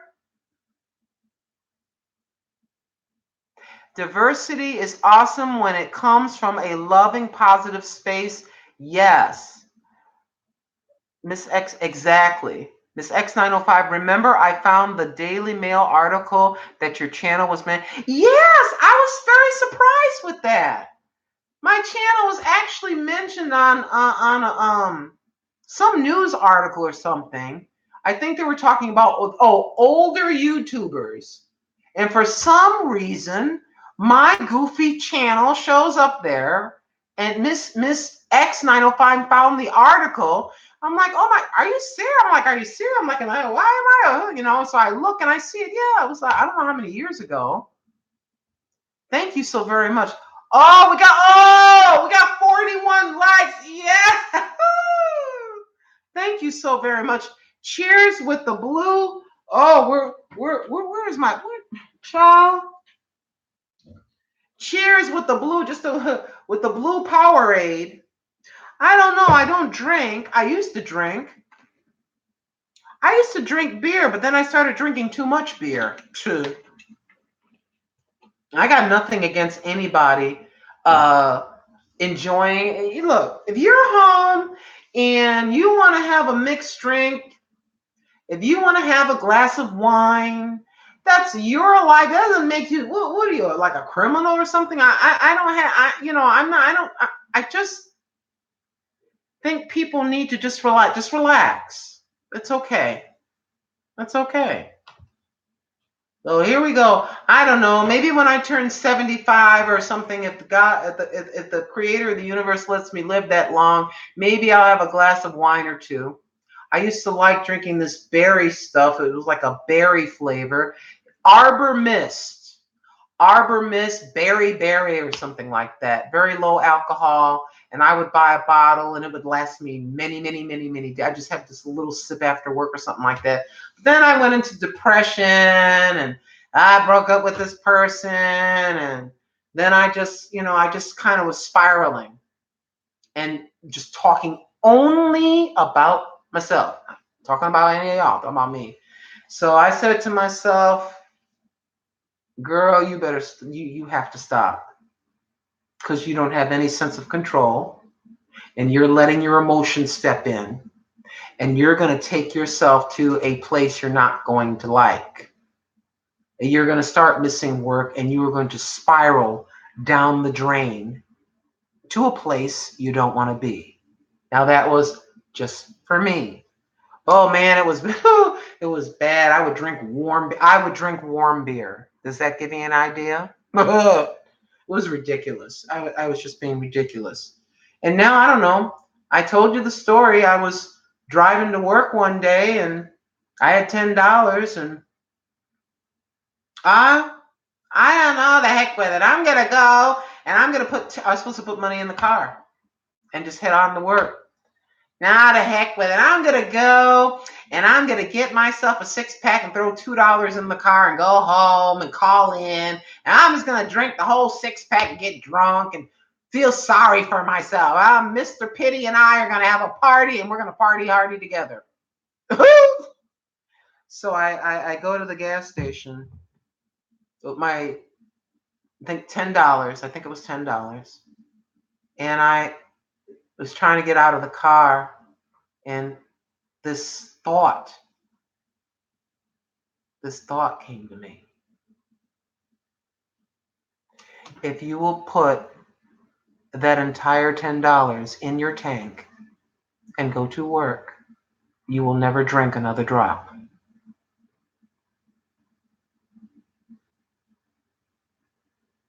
Okay.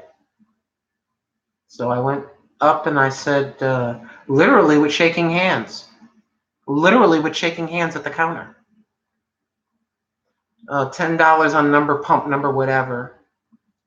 And I went to work, and the next day, gone. I had no desire to drink alcohol. Not at all. Gone. Oh, he gave me a gift. I'm only talking about myself. And I'm just talking about myself being emotionally immature and getting out of control. He swooped in. And the Holy Spirit is just such a gentleman. He swooped in real quiet like and just gave me a gift.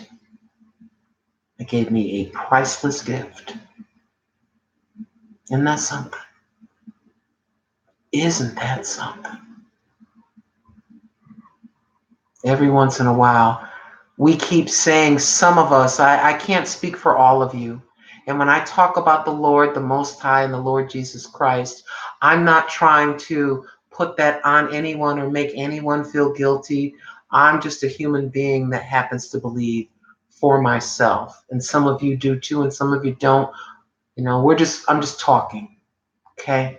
I don't want you to ever think that I am a whack-a-mole. You know, whack-a-mole. Remember the game whack-a-mole at the fair? Oh, you're not holy enough. Let me whack the camera. Oh my God, are you drinking a glass of wine? You know. You don't, that's not how you do that. You don't do that. You know, I don't think the master from above, I don't think Jesus, ran around screaming at people, But anyways, I digress. But yeah, sometimes, I don't know why you won't just appear. Why, Jesus, why don't you just appear in my living room right now and present yourself? Can the clay say to the potter, do it thus and though? Can the clay tell the potter what to do? I don't think so. I don't think so. There's a certain order to things.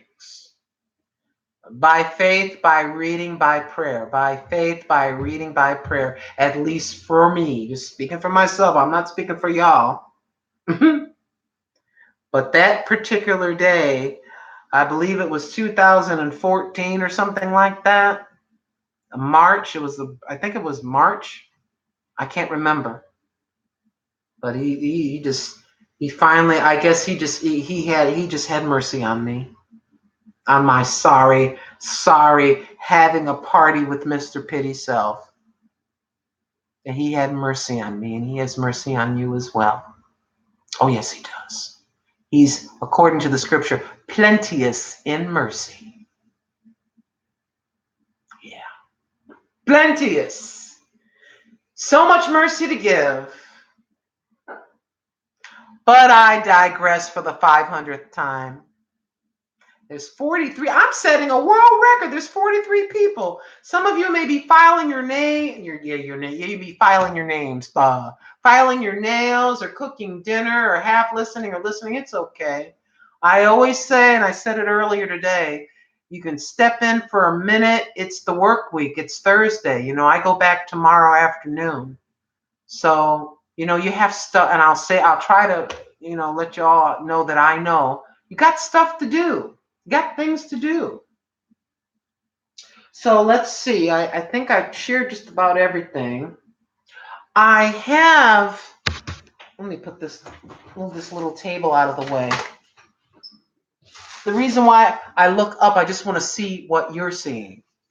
Make sure I aim this right. Got this little table over here. We're going to move her over here.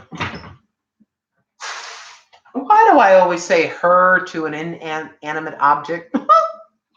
That's discriminating against men. I should say he. But anyways, I tend to knock things down and break things. I put my things back in the bag here. I have it back up. But there is a lot of damage to this thing. And I think that we can fix it, but as you can see, this right here, that right there is, yeah. There is a lot of damage. But I was talking to Timmy, and first I thought maybe he dropped it. I told you the story how he helped me get in here with the chair that I'm sitting in right now and that couch over there. It's okay. It's a sentimental thing. And I actually glued the frame of that door together myself. And you have to have very thin finishing nails. And what I'm thinking is I had it laid down on its back. Want to lay it down on its back and then get another piece of wood. We're going to shove that all together on the top and connect that piece of wood on the top and connect another piece of wood on the bottom, because it's kind of like, it's supposed to be like this, and it's kind of like that. And we need to shove all that frame and all that thing is very old, and we need to put it all back together. Hi, Chrissy, 72685. Let me read.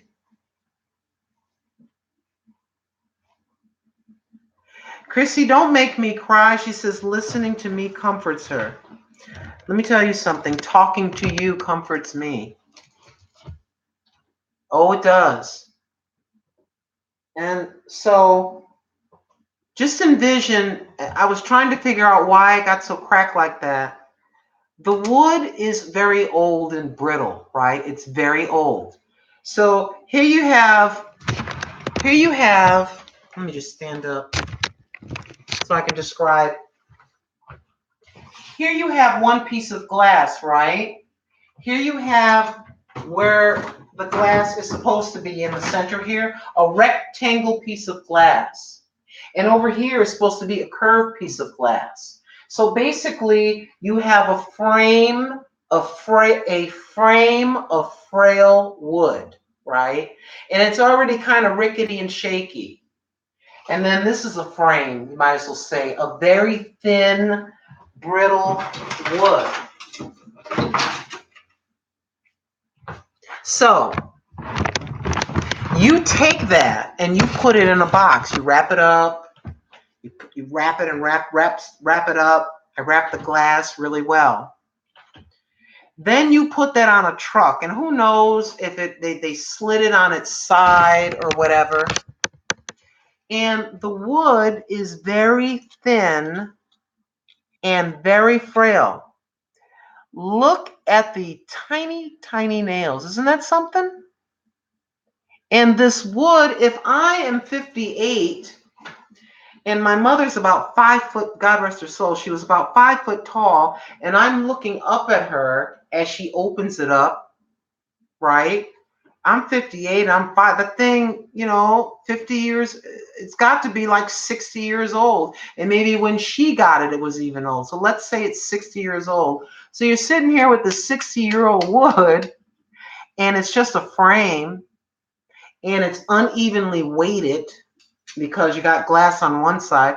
So the minute that thing went on the truck, if they picked it up and tossed it and it hit one time, that thing just went, ah. Yep, I still can't figure out where this goes. I can't figure out. But there is a close-up look at the wood, poor little thing. So between me and Timmy,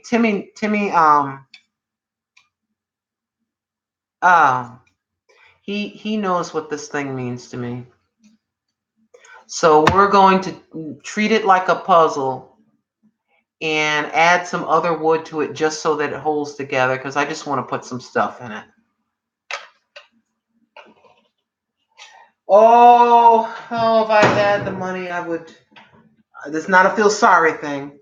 I don't want to say the money. If I had my way, I would have someone take that out of here, put new glass. Sorry, I feel like I got a piece of hair on me. I would have, it repaired, and I would have glass put in that thing. I would have extra wood put on it. I don't mean to repeat myself. Basically, put it back together and strengthen it so that when it's moved around, it won't fall apart again.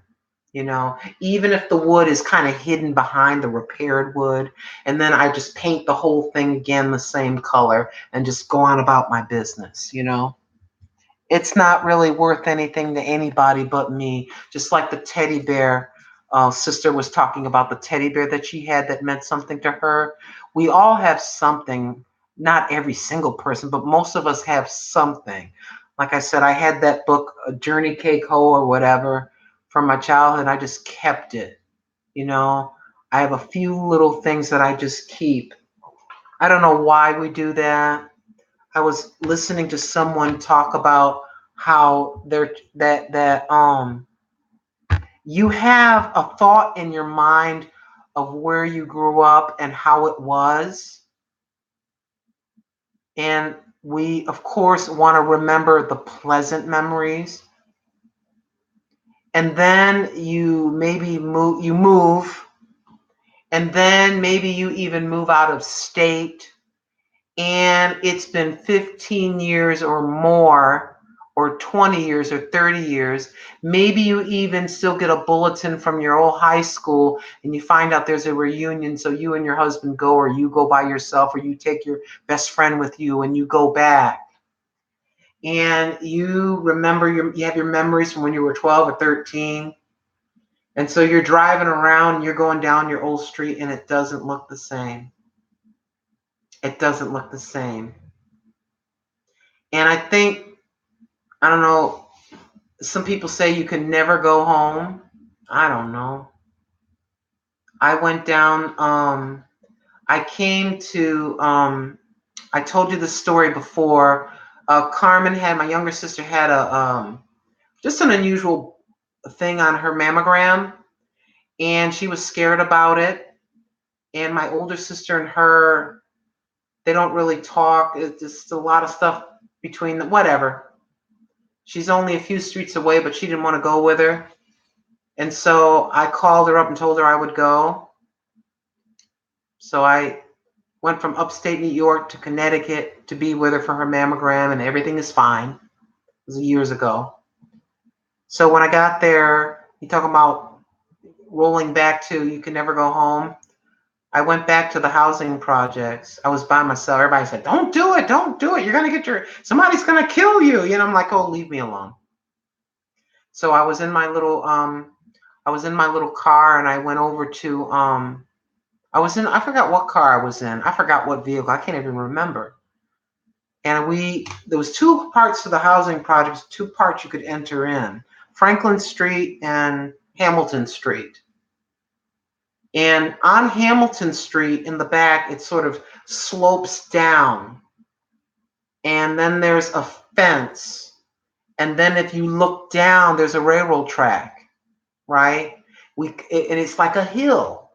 And in the winter, we used to slide down that hill. It would get very icy. We would literally put socks on our hands and get cardboard and trash can lids. And we'd slide down that hill. It was a lot of fun. I mean, we're getting bumps and bruises and welts, and we didn't care. We were having a great time. We were back there for about 3 hours, me and my sister Carmen. Our socks would get snowy and dirty and frozen, and we'd run inside and take off the socks and put on a couple pair of new socks and run back outside. So talking about you can never go back. So I drove down Hamilton Street, and at the time I had I had 3 Chihuahuas at the time, and I had my rescue dog with me. I had Buttercup with me. It was my little rescue, a Chihuahua mix, a wire hair terrier and Chihuahua.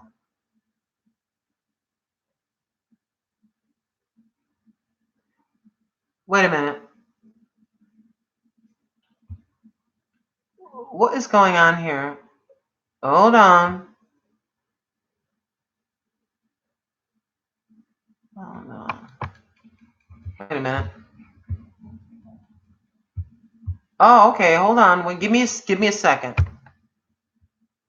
I'm trying to get to this. Okay. And let me go down. I hit the remove Paul or whatever. Yeah, I removed message deleted by Paul. He'll probably come back. This is the I don't know if it's the same person, but that's why I had Jacob with me earlier. Thank you. You talking about this blouse? Hold on. Did I get him?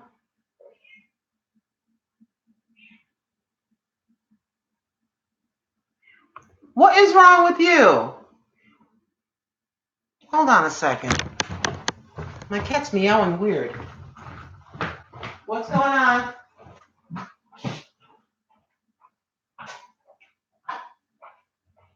Did you just wake up? Come here.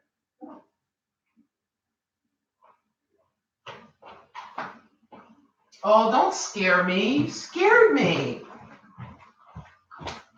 For goodness sake, she just woke up. Goodness gracious, she scared the bejeebers. I was on here. Ow, ow, ow. I saw the blouse when you got the other day. Oh, thank you. Oh, yeah, this is my 99% of you know this is my fancy. It's my daughter. I started hearing from the bedroom. Ow, ow. Sound like she swallowed him. It just scared me. Sometimes I think she was just sometimes she wakes up. When she wakes up, I'm not there, and she'll cry, Miss Fancy, if you'll look up there, she just woke up. You all right? You okay? You all right? You all right? Yep. You gonna be okay? We talking ESP. Yeah. Oh, she's living in heaven. I gave her some of that bottled water I got from Walmart. It was chilled in the fridge, and I scrubbed out her bowl, and I gave her water. Right, she had water just like me. We had the same water. Thank you. There was a military couple that couldn't keep their cats. I originally had 2 cats. She does not like other cats. There are cats that are like that. There are cats that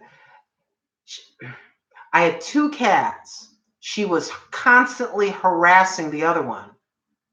I opened up the door and the cat ran out. The other one looked like Morris the cat. I had 2 of them. So I ran outside. I couldn't find him. It was a boy, just a girl. Miss Fancy, obviously. Goodness gracious, you're hairy. I have to brush you. Dang. Getting hair all over me. But anywho, I mean, she'd hiss at him. She hated that other cat. It was terrible. And so one day I just picked her up in my face. I said, "Stop it," like that, stop it. And then I just put her down like that, and she stopped. She left him alone. And then he went out and never came back, and I never found him. That was years ago. Years ago. I told my neighbors, they're looking, I'm looking. I was all upset. I thought I was going to lose my mind. And he never came back. He never did. I don't know if something happened to him out there or someone else picked him up because he's a house cat. Yeah, it was terrible. She's just a selfish little thing. She does not like, if I tried to get, it would have to be a kitten. But yeah, sometimes she wakes up crying like a baby. It's weird. Is he still here?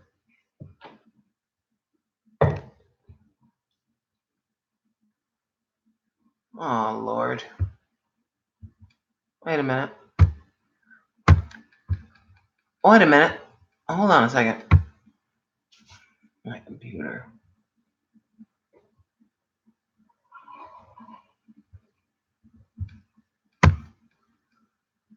Okay.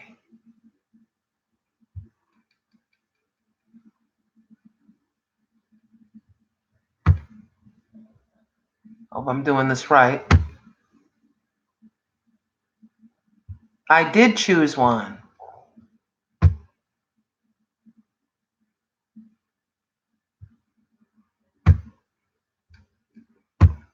Give me a second.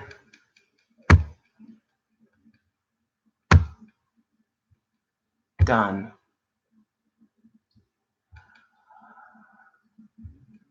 For goodness sakes. Okay. I hope I got that right.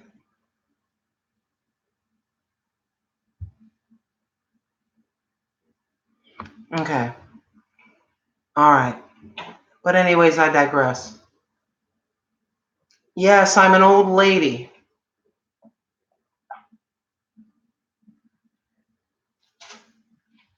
Old enough to be your great grandma. But anyways, what was I talking about? Sorry, I lose it when it comes to the all of a sudden you get distracted, Oh, so talking about the housing projects and how we used to slide down. And so they say you can never go back home after years and years and years. And so, goodness gracious, I've been on here for 2 hours.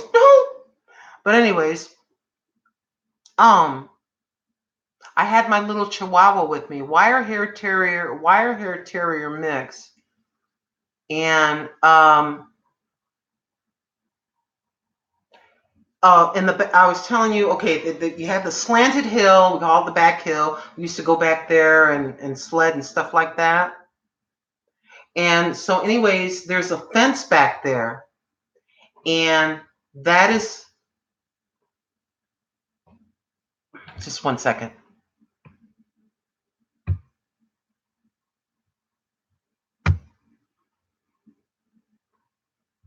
Okay, hold on.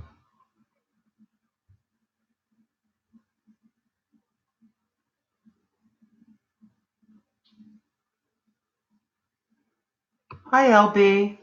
Hi, disgruntled gardener. Anyways, there's a fence. I keep trying to get beyond this fence. Down beyond the fence is where we bury our animals that pass away. And so I just went back and I don't know. I went back there and I was just thinking about my mother. I was thinking about the animals. I was thinking about my life, going back to your child, where you were raised in your childhood. You're taken aback and like a movie, both negative and positive,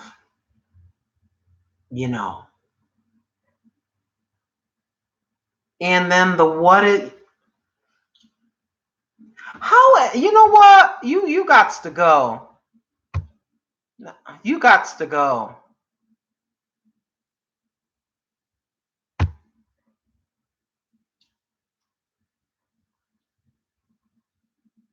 Okay, there we go. New Haven, Connecticut. What I did is I removed, this hides the person's state comments. Okay. I was talking about trying to go back home. I feel, and all these different memories, all the different memories from your childhood shaping who you are as a human being. And some of the things you have to let go. Some of the things is hard to let go of, the negative things. And I was thinking about, I'm not trying to be some feels. I don't even know how this, I don't even know. I just want to say this correctly without sounding ridiculous.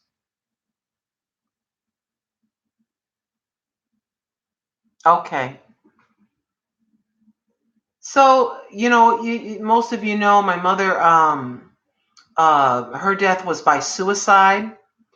And most of you know that when I was a child, she prostituted herself, I remember that. And then when she was in Puerto Rico until the age of 17, she had just a upbringing I can't even describe.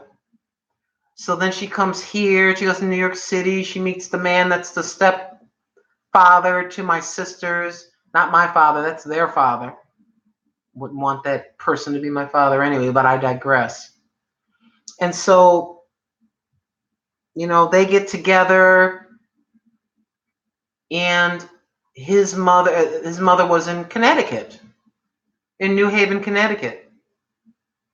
And my stepfather, the man she was married to, my mother,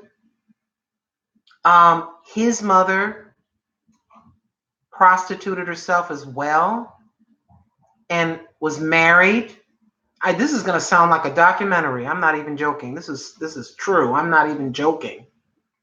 And so she worked a full. This woman, the grandmother. It's not my grandmother. It's my step grandmother. It's their grandmother, not mine. But anyways, I digress. So here you have this woman that has a husband, right? Her children are adults and out of the house, and she's doing that. He knows it. She's working a full-time job. He's working a full-time job, and she's doing that. And so when the marriage didn't work out between the two of them, my mother booted him out, and then she needed money, so she started doing that here and there, So I think about that. And then her going through depression and being on pills and you just all that. You just think about all that. And then at the very end, when you're all old, you end your life like that. And it's like you let the devil win, And I just sit there and I think about all that. And then I say to myself, well, how could I don't know how to say this. How could I'm trying not to let her life be in vain by still existing and still being here. You feeling me? I'm trying not to let her life had been a waste, by still being here because I'm named after her. You understand? I'm trying not to let her life be a waste by keeping going. I try not to let the enemy step in and destroy me and my grandchildren. You see. And I just keep going. I just get up every day and I keep going. It's not a feel sorry thing. It's just, if this is just me and my life, And her life from Puerto Rico to New York City to New Haven, Connecticut, to being raised poor, welfare half the time, prostitution, all kinds of craziness, just fights and fist fights and all this other craziness. Oh, we were world star hip hop before there were cell phones. Trust me. World star hip hop does not surprise me. Not at all, really.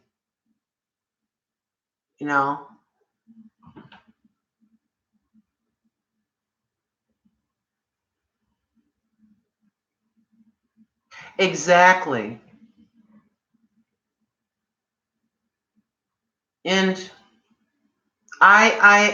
we went to Catholic church because that's just what we did. And then when how did I end up being like this? How did I end up with this book?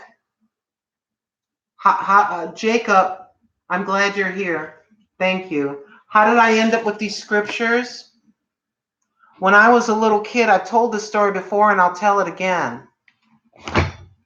I was watching at Easter time Charlton Heston and the Ten Commandments. I was watching the Ten Commandments as a kid. I don't know, 10 years old or something. And I was amazed that God could talk. I was just, I didn't know anything. And I'm watching the voice of God talk to the Charlton Heston character of Moses. So I watched the movie and I went in my bedroom and I got on my knees in front of my little bunk bed. And I said, God, can you talk to me like the movie? Can you talk to me like that, like the movie? Like the Charlton Heston character. So I was in my room on my knees. I was crying for about 2 hours. For 2 hours. I swear to you, for 2 hours. I wanted God to speak in an audible voice like the movie. The innocence of children, right? So all of a sudden, not all of a sudden, hours later, where is that thing?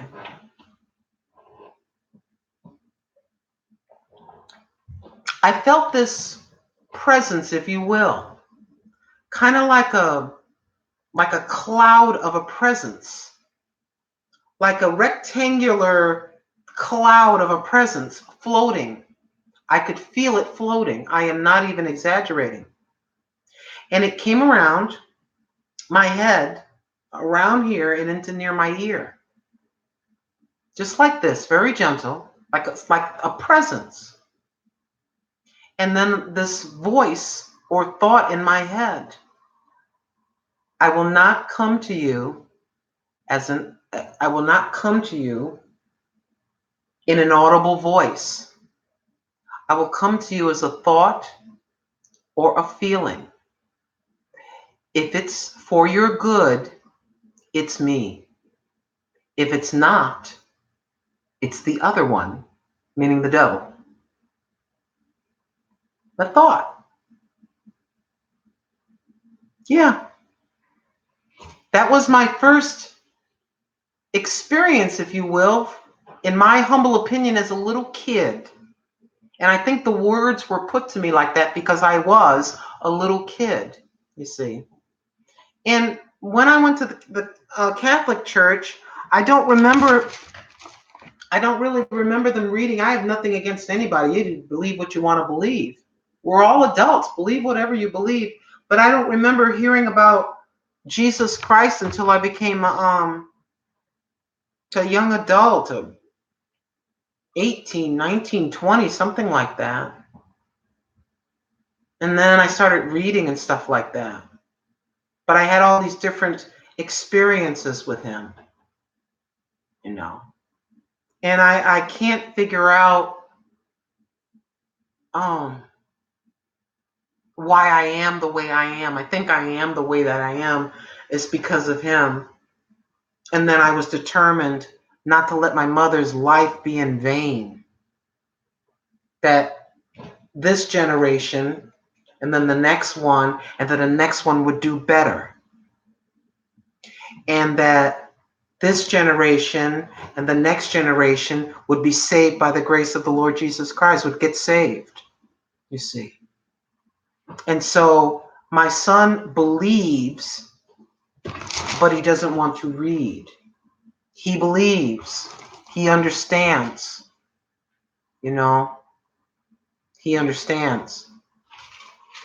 And he knows a lot more than he lets on, because sometimes we have conversations and he starts saying stuff to me.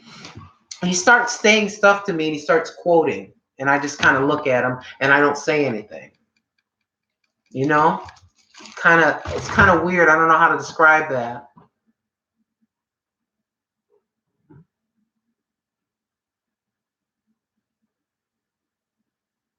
Hold on. You've never seen the Ten Commandments? They have it on YouTube. I know you can find it. Thank you, love cats. So I sometimes I sit down and I'm trying to figure my own self out. If you would have told me when I was 25 years old that I'd be talking to 40 people in a chat forum like this and I'd be on camera, I would have said, "You're nuts. I'm not brave enough to do that." I remember I had to have a speech class as part of getting the secretarial. I have an associate's of science, associate's degree in secretarial sciences. I used to be able to type almost 100 words a minute. Back in the day of manual typewriters and the IBM Selectric Pica or Elite ball that you put in there to change the typeface, that kind of thing. And I used to go, I won't say the name of the company, but I used to be a typist receptionist. Bring! Click on the switchboard. Hello, blah, blah, security. How may I direct your call? I'm sorry, Mr. Hain is out of the office. Can I take a message? Yes. Yes. All right, Mr. Jones, I'll make sure that that Mr. Hain gets the message and he'll call you back. Have a wonderful day. Bye-bye. Yeah. Yeah. One half of the there was these two men that were friends. One half did collapsible furniture, like the furniture you get at IKEA that you put together. They sold that and had sales reps, which were basically his sons. And the other half of the company did a polygraph testing. Polygraph, as in lie detector testing. And I would type up the reports and type letters and get coffee. Yeah, that's when Grandma had a life. And Grandma used to wear suits and heels. And she wasn't throwing potatoes. I remember when. Hi, Badfinger Babe. Hey, LB, you learned to type on an IBM Selectric. Totally remember the things like ribbons and having to manually correct typos. Remember whiteout? Whiteout? You know the guy from the Monkees, one of the guys from the Monkees, I'm talking about the band The Monkees. Hey, we're the Monkees. His mother invented whiteout and became rather wealthy. Believe it or not. Check it out. Type it in. Yeah. So, the IBM Selectric. Oh, you graduated in 82? Yes. Yes. Isn't that something? I was talking about the typewriters. IBM Selectric.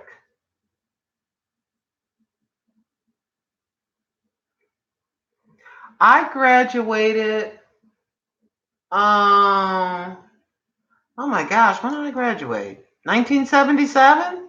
I was born in 1959. And I was going to talk about something, but I forget. So anyways, I said, well, let me go out and get this, I went out earlier and then I was determined I wanted that makeup, right? This is my last night off before I go in for 3 nights.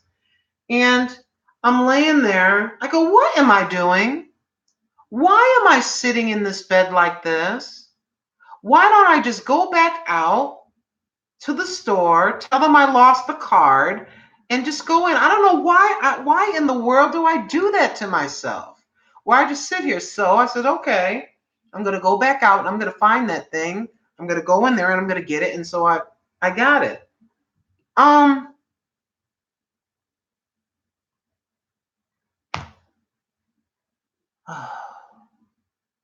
Why am I being so long-winded? I just want to make sense. But anyways, like I said, I wanted her life to not be in vain. So I basically went to the back hill just to kind of reminisce, if you will. And I kind of rolled from my earliest memory all the way up until I pulled my car up back there and sat there in the back hill looking down at where my dog German was buried, just looking down and just thinking about everything, thinking about friends. I remember one friend, her brother got shot in the head. Just all these different memories. And then I said, now I can just leave that behind. I got to leave that behind and go this way. And leave that behind and go forward positive. You got to shake that off of you and leave that negative behind you. You have to do it. I don't care how old or young you are, how abusive it was, what he or she said, or what they did, or what they took, or if they took your childhood. You understand? Shove that back there and go that way. And anybody that is negative, anybody that wants to put you down and you don't feel, and that person is not in your corner, doesn't want you to feel good about yourself. Every time you accomplish something, they act like it's nothing and they try to put you down for the little ideas, the ideas that you have. You have an idea about setting up an Etsy shop. You're going to go to Goodwill and buy some old things, and you're going to take a silk scarf, big scarf thingy, and you're going to lay the products that you found for the Etsy shop, and you're going to take pictures, and you're going to start your Etsy shop business and go online, and you're feeling pretty good about it. You get about 30 or 40 products, right? 30 or 40 vases and old vintage clothing and stuff like that, and you tell your best friend about it, and they're kind of making fun and they just think it's not going to work. I guess you're not my best friend. I got to set you to the side. I got goals and things I need to maintain. I got to set you back there. I'm sorry. If you need a 911 call, or you need to borrow $20, or you need a little bit of help, that's fine. But I'm not going to let you get in the way of something right here. The Father is helping me here, and I'm going to go ahead and do that. I'm going to go ahead and go back to school. I'm going to go ahead. Even if it's your sister, even if it's your own parent that's sitting there in the way trying to make you feel bad, don't do that. Let that go. I'm telling you now. Sometimes it's the ones that you love. You can have the ones that you love be actually jealous of you. That is a very sad thing. If you have a sibling or a cousin or even a parent that you are successful, you are doing well in school, and you got things going on, you're doing well, and there's always that one person that's chirping up negative at you because they didn't fulfill and live their dreams, and they're actually jealous of you. How terrible is that? The people that you love are supposed to shore you up. They're supposed to shore you up. They're supposed to pat you on the back. They're supposed to, you know what I mean? That you love me. You love me? Let me stop. I have a great deal, even though my older sister and we aren't on talking terms, I have a great deal of respect for her. She started at 17 years. Her work ethic anyways, her work ethic. She started working in the kitchen at that hospital at 17 years old. I'm 58. She's just about, I think she turned 62 this year. And she's an administrator now in that same hospital. She literally worked her way, worked her way, worked her way, and she's soon to retire. And she has an Etsy shop. She goes in and she knows about antique books and antiques and things like this. She has that knowledge. She did some knowledge. She did some studying. And you can do that. You can do that. And she goes to Goodwill and Salvation Army and she does reading about it. And then she just takes photographs of the things and has the person pay the shipping and handling. And she's been doing that for years.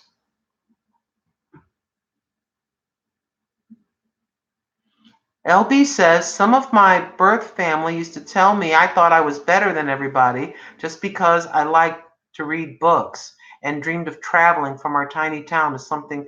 No. You all go ahead and sit back there. If you want to, I love y'all with all my heart, but I have some dreams and some things that I am going to accomplish. I want you to think about some of the artists. I'm not just singers and basketball players and stuff like that.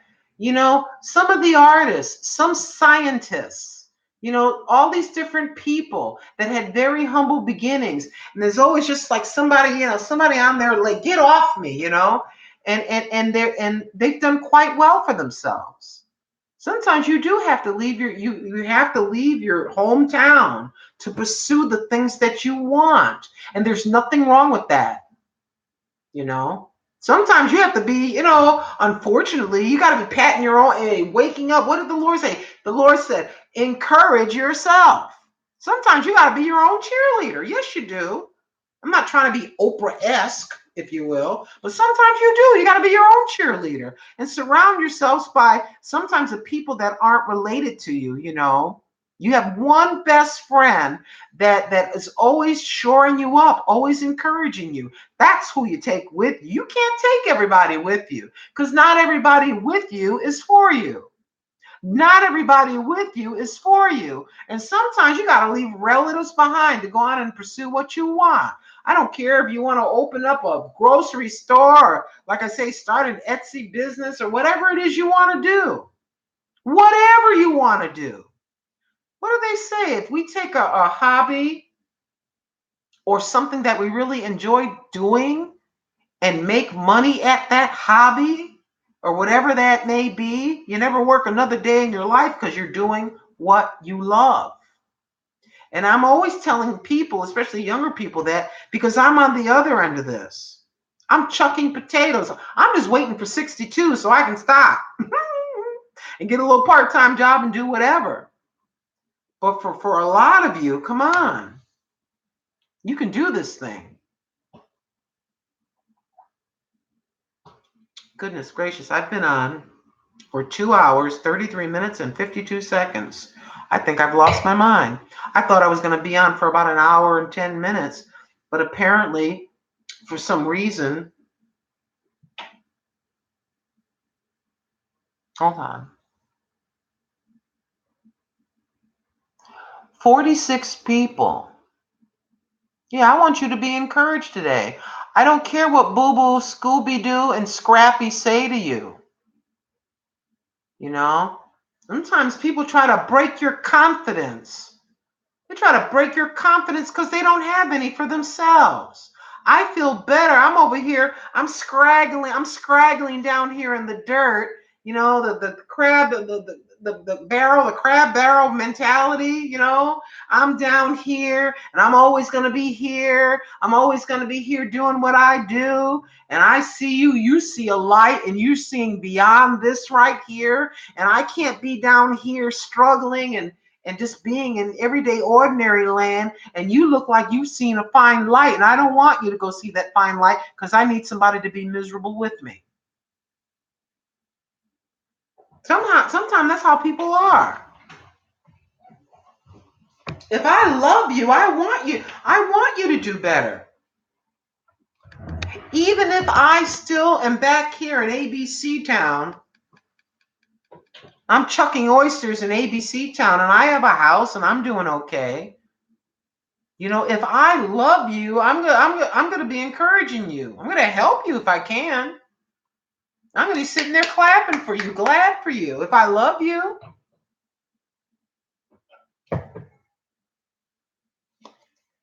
Grandma Cheap Cheap, hi. Am I being too long-winded?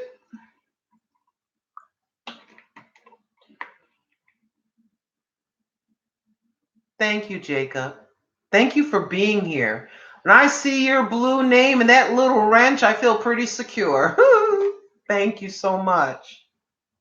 But yeah, I was very proud. I'm very proud of my older sister. I am. I'm not saying, she's got that. I just got angry with her and upset with her because my mother, because of some of the things she did, I told you about the money that she had. You know, she had some money because of the things that she was doing. And, you know, I got there, you know, my mother was gone, you know, she was gone. And by the time I got there, she wrangled her way and bullied my sister, my younger sister. Where's the money? Where's the money? And it's supposed to be, you know, to bury my mother, give her, you know, a decent headstone. It's supposed to be for a decent headstone.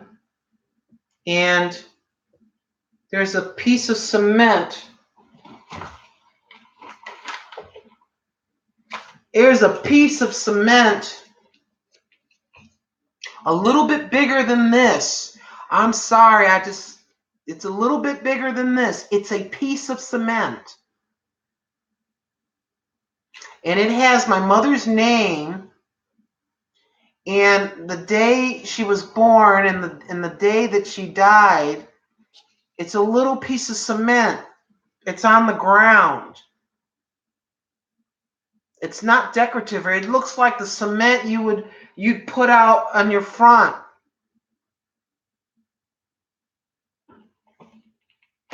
I'm named after her, and I'm looking for it. I'm looking around. I have some flowers. I'm visiting with Christopher, my ex-husband.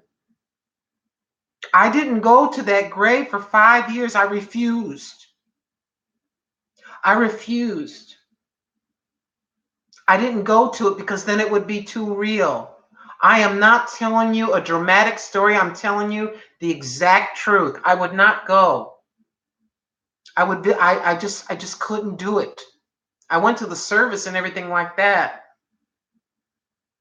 And when I finally got over there, and me and my sister, you go into the place and you can go and get a map.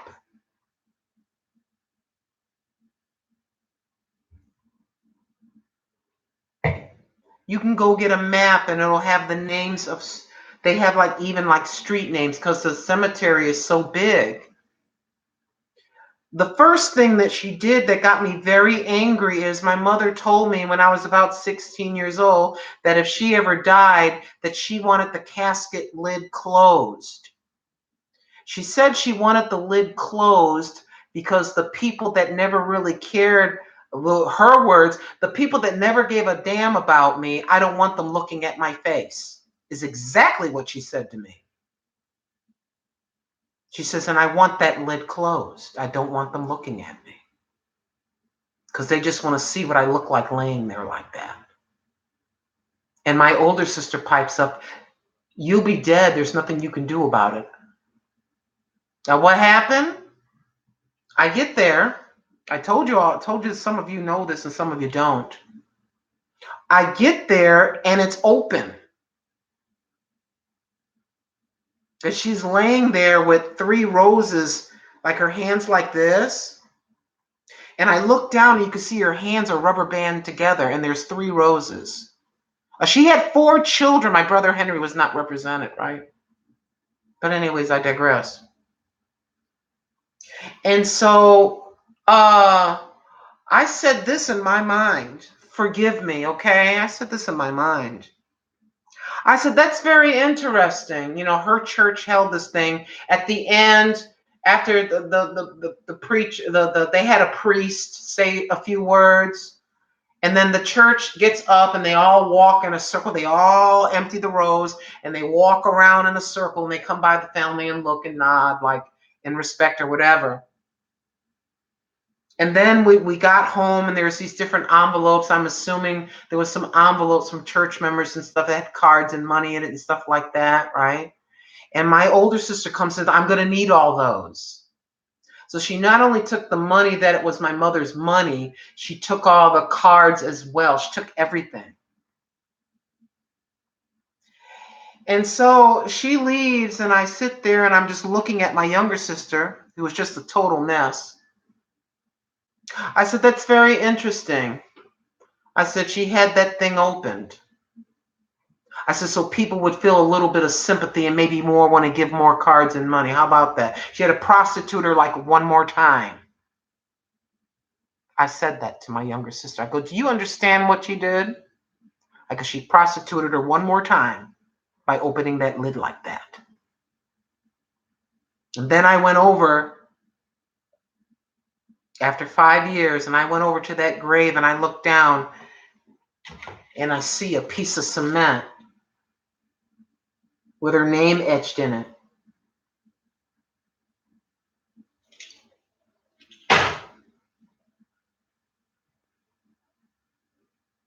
And you know, I am one of thousands and thousands and thousands of men and women that are dealing with family and stuff like that. Do I hate her? No, I don't. Have I forgiven her? Yes, I have.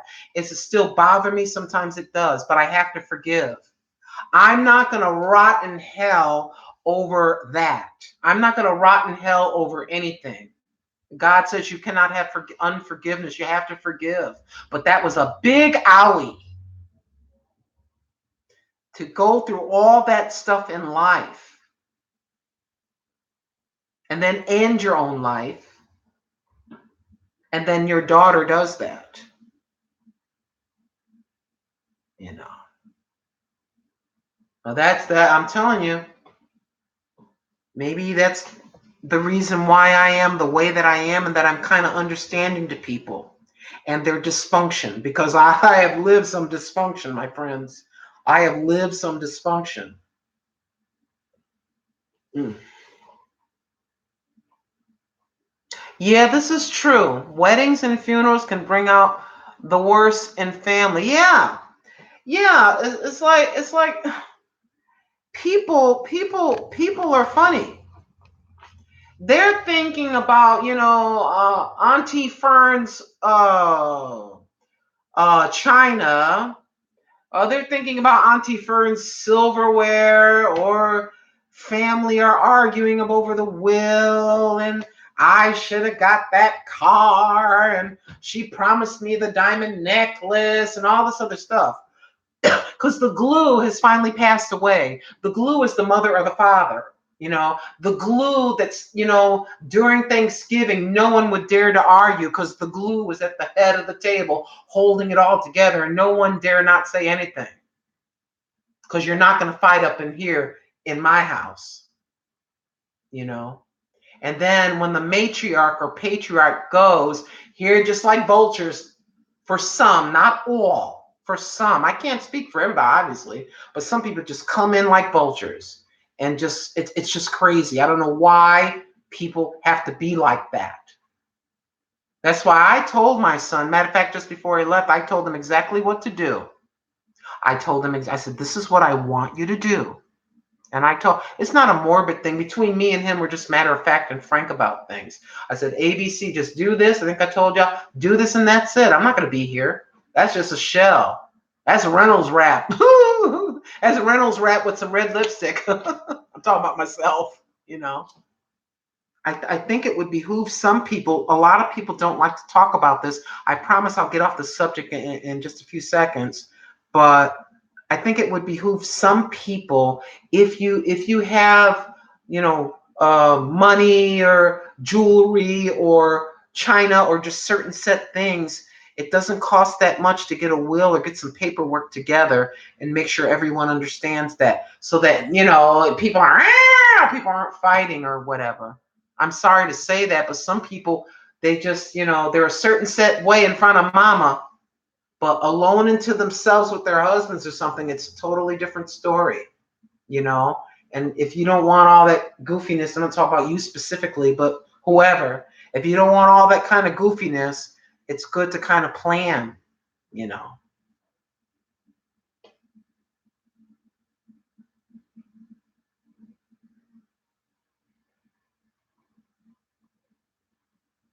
Do I ever get mad and question God? Badfinger Babe answers because she had a similar experience with the loss of a loved one.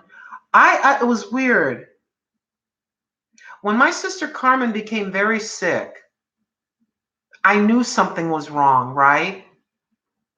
When my son was having some difficulties when he was younger, he wasn't living with me, but he was a lot younger. I felt it. I literally would get up and start pacing back and forth, and I knew it. I just knew, you have a knowing with your family sometimes. But when my mother died, I had no. She had tried to do it before, unsuccessfully. I didn't get. I'm trying to think what I felt initially. I was very angry with her. I wasn't angry with him. I was angry at her. I was selfish angry in the beginning. How in the world could you leave me like that? And this is gonna sound really dumb. I'm named after you. We're the same. We're the same. We're like one person. How could you break a piece of me off like that? How could you just yank a piece of me off like that? There's nobody else on earth like you. How I can't relate to anybody else. No one understands me the way that you do. No one can read my mind. She could read my mind. I could be crying in upstate New York. I was sobbing and crying. And the phone rings. Hello? This is what I hear. What's wrong, baby? What's wrong? Just like that. And so I was selfish angry. And then I would get even madder because I kept picking up the phone to call her. So I didn't get mad at him because a grown adult made a decision. But what people don't understand about suicide, we always say it's a selfish thing because of who's left behind, and I don't know how else to describe it. I can only talk about myself.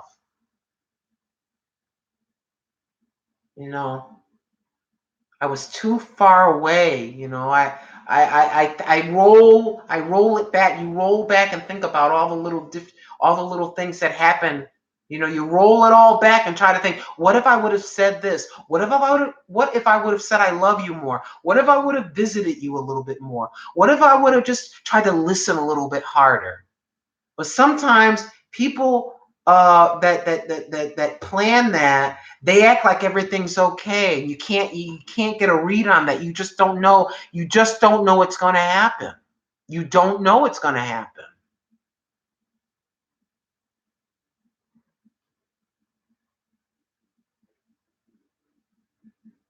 Oh my.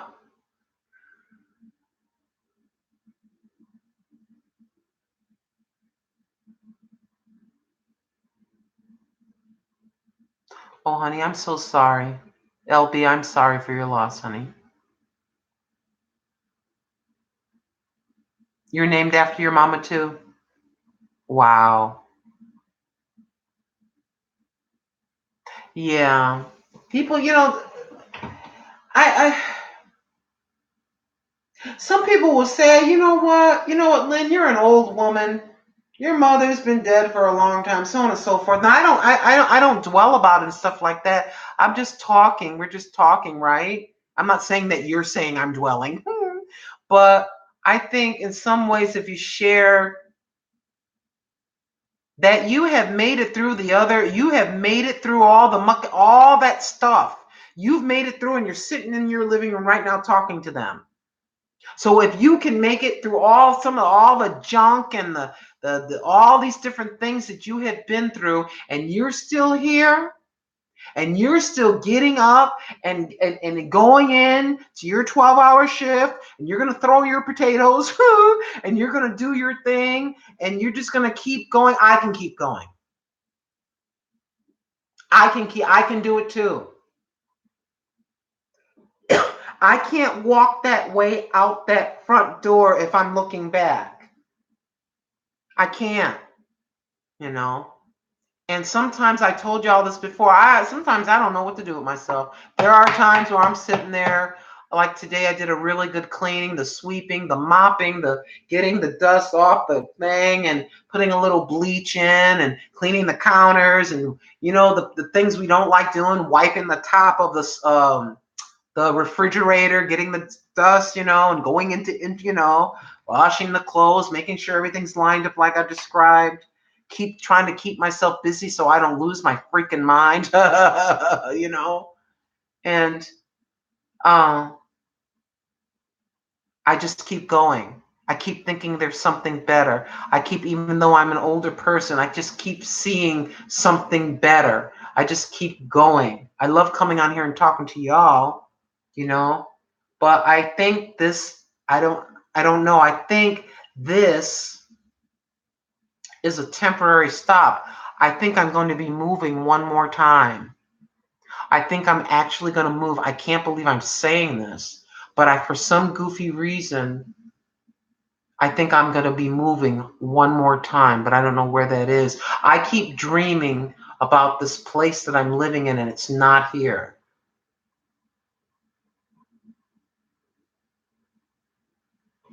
Hi, Maddie, CJ Mendez, LB, love cats.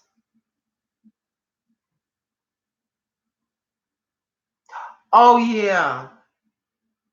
Um, I had this dream. Can I tell you real quick about the dream? It was odd. It's very quickie. I am riding.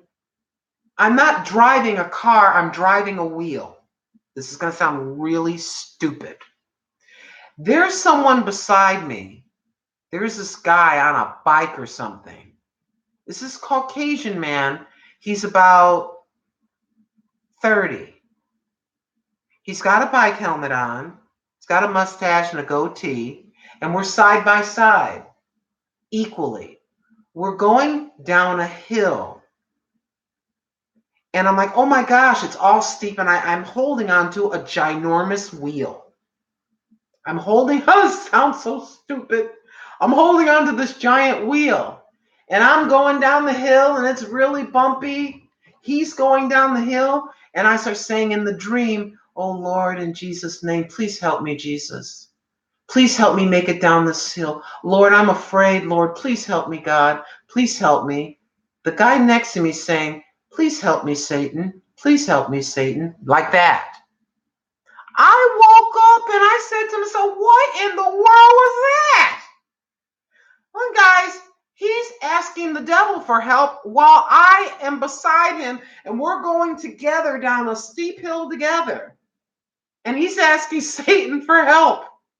And I'm like, oh, Lord, please stop. And then I see his lips moving and I can't hear what he's saying at first. I think he's saying what I'm saying. I think he's saying, oh, Lord, help me, like I am. But as I listen and the dream does like a close-up, like in a movie, as of his lips. And he's asking old fire and brimstone down there. He's asking for his help. Isn't that weird? I'm like, why did I dream that was odd? Oh, LB, you didn't have to. Oh, my goodness gracious. Thank you very much, LB. Thank you so very much. You're not running around here a millionaire. Thank you so very much. Yes, we must stay prayed up. That was just a hi, Chrissy.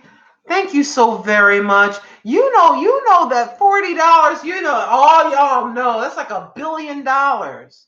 Thank you so very much. I appreciate you. Thank you so much. For goodness sakes, woman. Well, cheers. I just keep sipping my little magnesium. Let's help my toesies.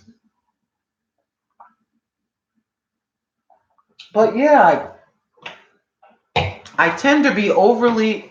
A 51 thumbs up. Oh my gosh, I'm in shock. Wow, we broke a record for you know me coming back to being on live. I think I had 31. We have 51. Thank you. Thank you. Oh my goodness gracious. Do you realize I've almost been on for 3 hours? Yeah, I'm sure that all my subscribers will watch the entire video when they look and see 3 hours. Oh my God, I'm not watching that long video. I tell people all the time, if you see a long video, you can skip to Maluma Darling. What do you just skip through if you feel like it. But that's, uh-oh. Is somebody being bad? Somebody doing, hold on. Somebody said block that dude. Hold on. I can't see. What's the person's name?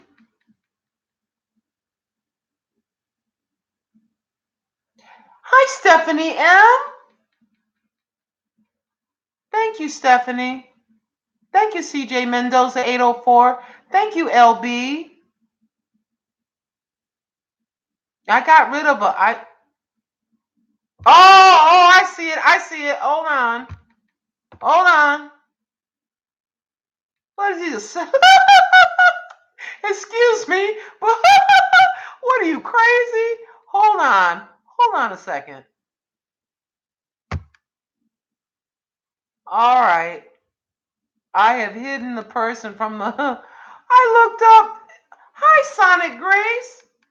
He talk about he's a worshiper of Satan or something like that. Let me tell y'all something. Don't you ever be taken aback. Someone says, "Oh, I'm worshiping Satan." Oh, oh, I don't believe in Jesus. Or maybe they'll even say, "Blank you, you blankety blank blank blank blank blank." I don't let none of that faze me. I don't let none of that faze me. I look, I click. Once what I tried to do was to remove the person, but it kept going back around in circles. So I finally just click remove their chat. So when they say something, it doesn't appear. You know. Look, you want to know something? Hold on. Let's shall we read that person some scripture? Okay, hold on. Wait a minute. Yeah, hold on. Let's explain something to this person. I gotta explain something to you. Hold on now.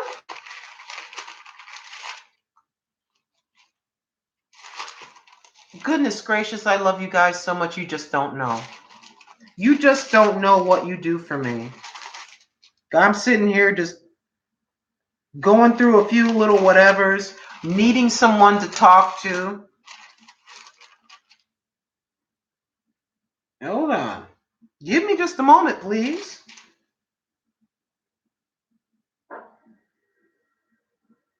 Ah. I hope I have the right scripture here in the book of Revelation.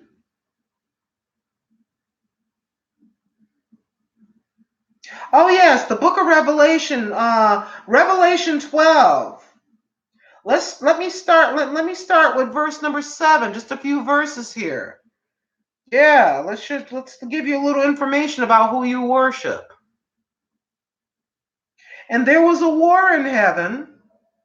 Michael and his angels fought against the dragon, or Satan, and the dragon fought and his angels, and prevailed not. Neither was their place found any more in heaven. That's when he got booted out. And the great dragon was cast out, that old serpent called the devil and Satan, which deceiveth the whole world. He was cast out onto the earth. Yeah, that's why we have a problem. Anyways. And his angels were cast out with him. And I heard a loud voice saying in heaven, now is come salvation and strength and the kingdom of our God and the power of his Christ. For the accuser of our brethren is cast down, which accused them before our God day and night. He's accuser of the brethren day and night. So that's how he got here. And then I want to go over here to Revelation 20. I hope I have the right scripture. Verse number 9, Revelation 20, verse 9, and they went up on the breadth of the earth and compassed or surrounded the camp of the saints about and the beloved city, and fire came down from God out of heaven and devoured them. And the devil that deceived them was cast into the lake of fire. Again, and the devil that deceived them was cast into the lake of fire and brimstone, where the beast and the false prophet are, and shall be tormented. How long? For 5 minutes? Shall be tormented day and night forever. Close the book, sit down, and smile.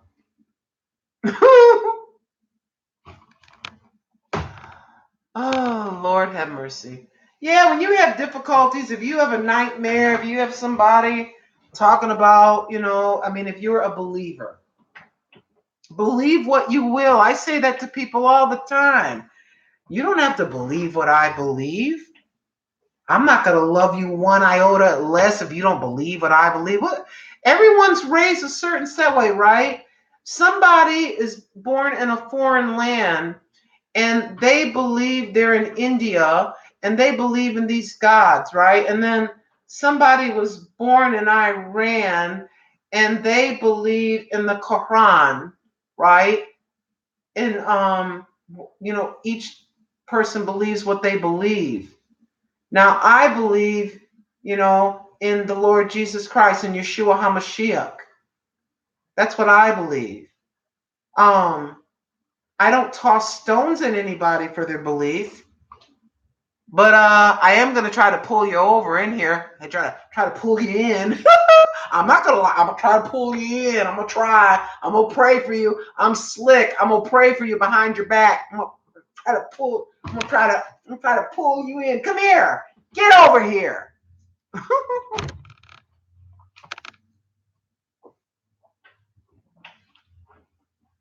I want people to get saved. I don't care. I don't care who you are. I want you to get saved. Now, but I don't, like I say, nobody makes any leeway. Yeah, you're a sinner. You're gonna go to hell like that. How are you gonna make some leeway like that? Aren't you supposed to be tender and gentle and calm and go through difficulties and still kind of, as best as you can, with his grace, keep your cool? I thought I was going to lose my mind when my family was living with me. There's certain set programs, they enjoy, which I did not. Just, I would have to come in and the kitchen would be interesting. Anyways, I gotta let me grab all those stones and put them back at my pocket and stop tossing stones like I'm running around with everything perfect all the time, right? Can't do that. I can't do that. And I'm just like I'm in the bedroom, and I would just come out and get something to eat, or sometimes I'd had cold cuts in my little mini fridge. That's why I got the mini fridge, and I'd be in the room making a little sandwich. Got my YouTube on, all depressed, eating a sandwich, wanting and having the desire to make a video, but not having joy, or just kind of felt like there was an invisible titanium wall because of their presence. It doesn't mean I don't love or care about them. It's just, I told you, I feel weirdly, kind of oddly pulled, so much so toward my family that I couldn't do this. Because even though I was in my room mentally, I was out here with them, even though I wasn't physically out here with them. So I was just sort of going to work and coming home and going to work and coming home and buying diapers and doing what I had to do, and just slowly thought I was just going to lose it. Oh, a lot of praying, a lot of praying, a lot of praying, because I want them to do well. I want them to succeed. Just like you all want your adult children. You all want your young children. You want your grandchildren and your relatives to succeed, to do well, to be able to take care of themselves, to be happy and joyous. And for those of you that are saved, above all of that, you want them to be saved. You know, you just have certain set thoughts for your family because you love them, you know. And so I had certain set thoughts for my family. And I was kind of, I felt like I was tossing pennies, literally tossing pennies at a $500 problem. I had this part of my personality that kind of hurts me, where I want to make it all better.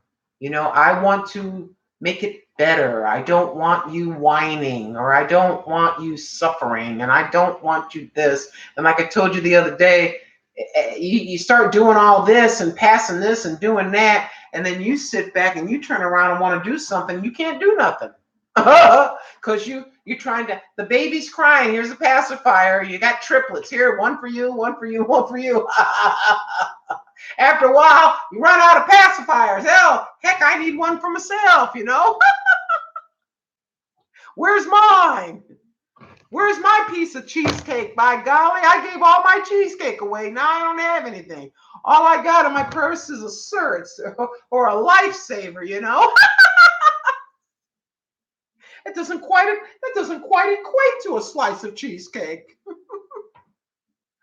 Oh, times and seasons. Preach, brother. How you doing, Sonic Grace? You know, you got to give me a ringy dingy. I talked to, let me see. I talked to maybe two people on the phone. There's one, or no, wait a minute. Yeah, maybe one or two people. Let's see. We ignore the trolls and don't entertain the negative energy. Yaki Snacky. Hi, Yaki Snacky. They can't stand the light. Oh, yeah, like Dracula. They also can't see themselves in the mirror. I wonder how they get ready for work.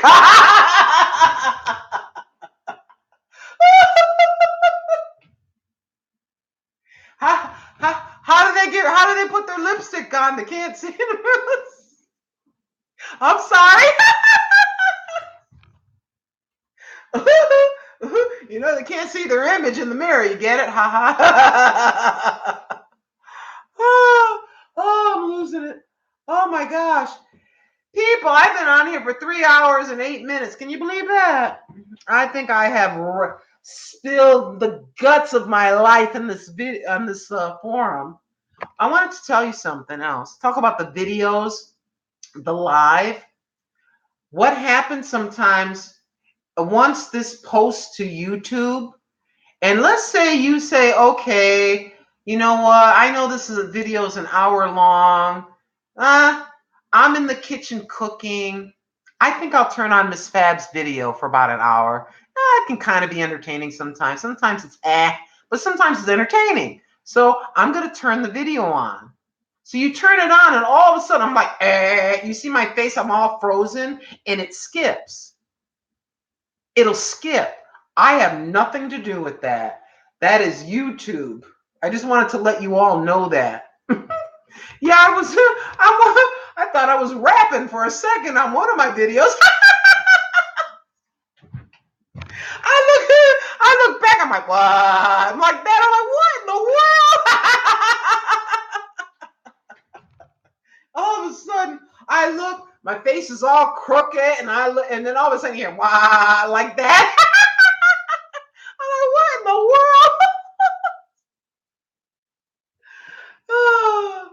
Oh my gosh. No, this is not alcohol. But I tell you, I can't wait to try this out. This lemonade out. I mean, the little lemon on there is winking at me. I don't know how good it is. I'm gonna put it in the freezer. I go back to work tomorrow. Tomorrow? Yeah, tomorrow. So you work 3 days, 3 12-hour shifts, and then you get two off. Then you work 2 hour shifts, three and two, 3 and 2, but you always get 2 hours off in between. It's a little bit challenging, but the thought of the thought of the 2 days, off is kind of cool. Yes, Sonic Ray, sometimes you do have to laugh, and I know that I can't be totally silly. Some folks don't like it when I act goofy. I understand, because you have mature, grown people. 56 thumbs up. Oh my gosh, I'm gonna lose my mind. But I am the first person that is quickly to laugh at myself. Yes, I am. Poor grandbabies. I showed these to you. Poor grandbabies. I was cleaning up in here. I lifted up the sofa, the love seat cushion, and I'm finding all kinds of stuff. Eventually, I got to get one box and put all the stuff in it.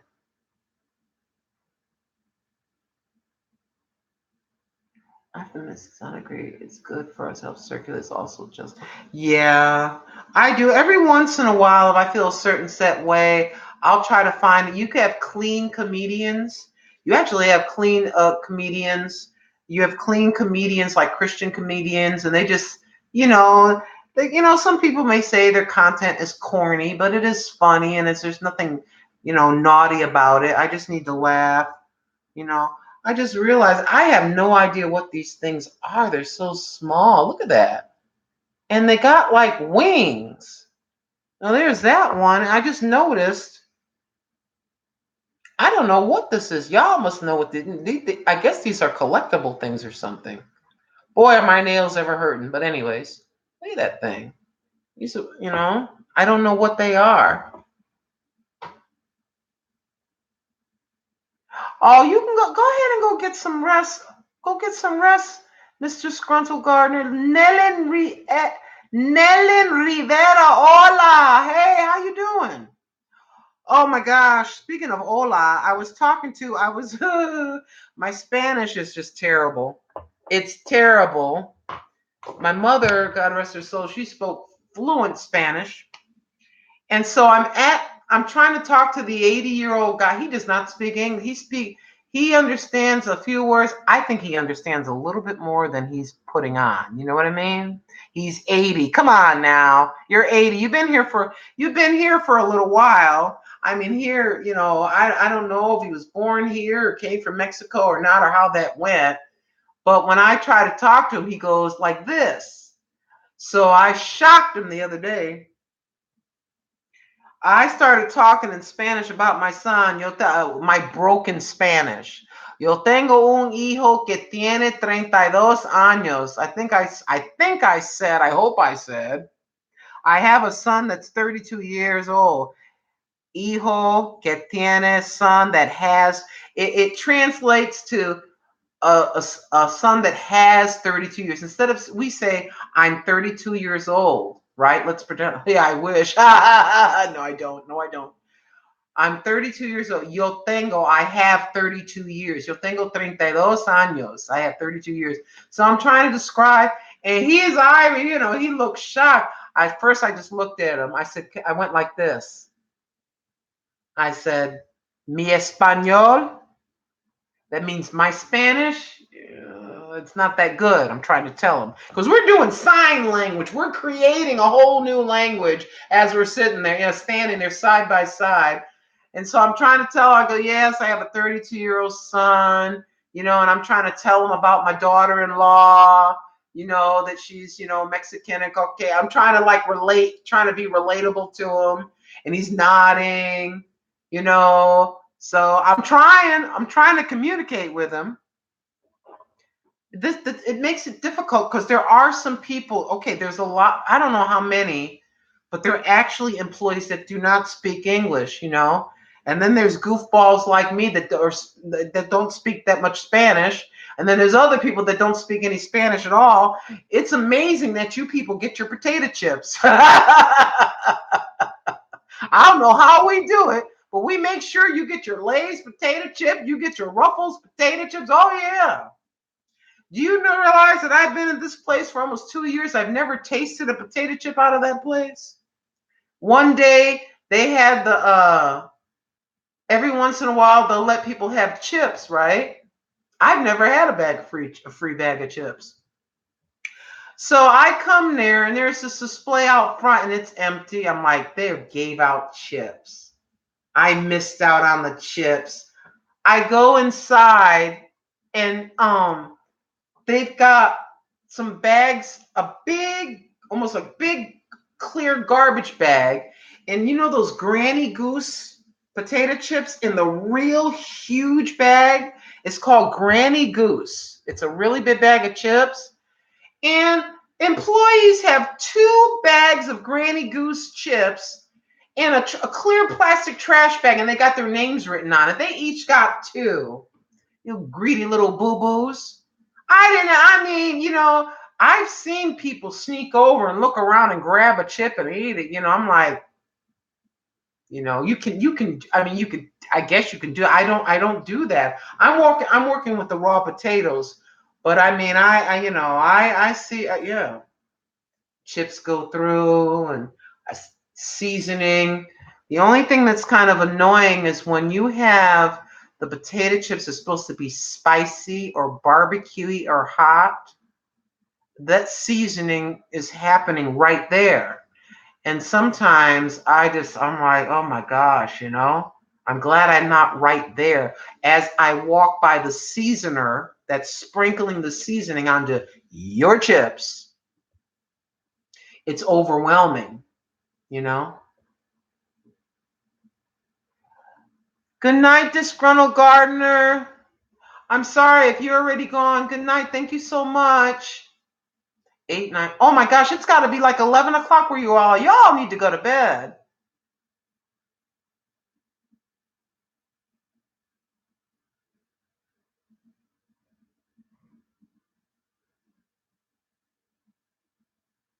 Oh, Sonic Grace, thank you for the potato chips. Yeah, so I missed out. I missed out on the chips. Are there really 45 people watching me right now? Really? Or did you all fall asleep? Well, my friends, I could.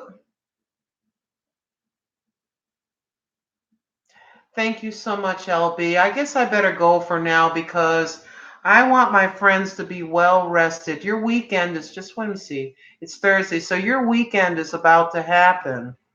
My work week's about to begin. I thank you so much for listening. I thank you for your generosity in your giving. Thank you so very much, LB. Thank you so very much. Yeah, exactly, Sonic Great. You can't eat just one of them chips.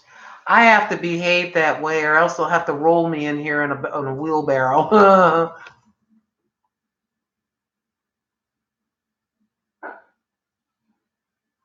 Oh, Grandma Cheap Cheap, you're still here. Oh my goodness gracious.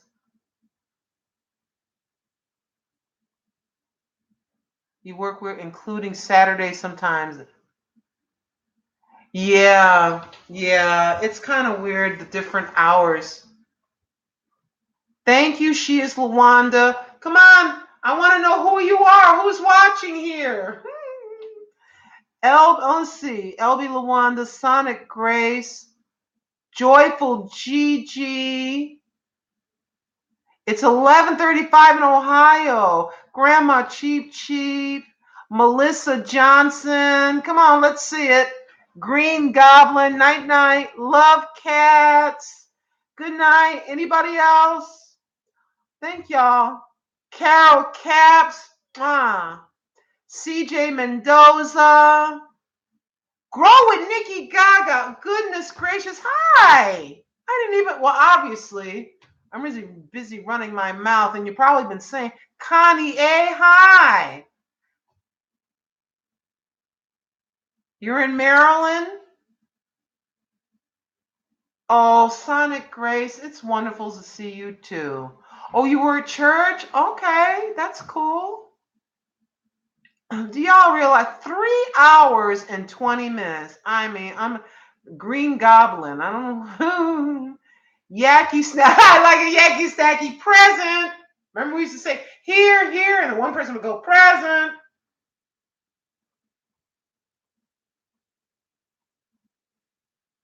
Oh, this is Stephanie M. Thank you. Oh my goodness gracious.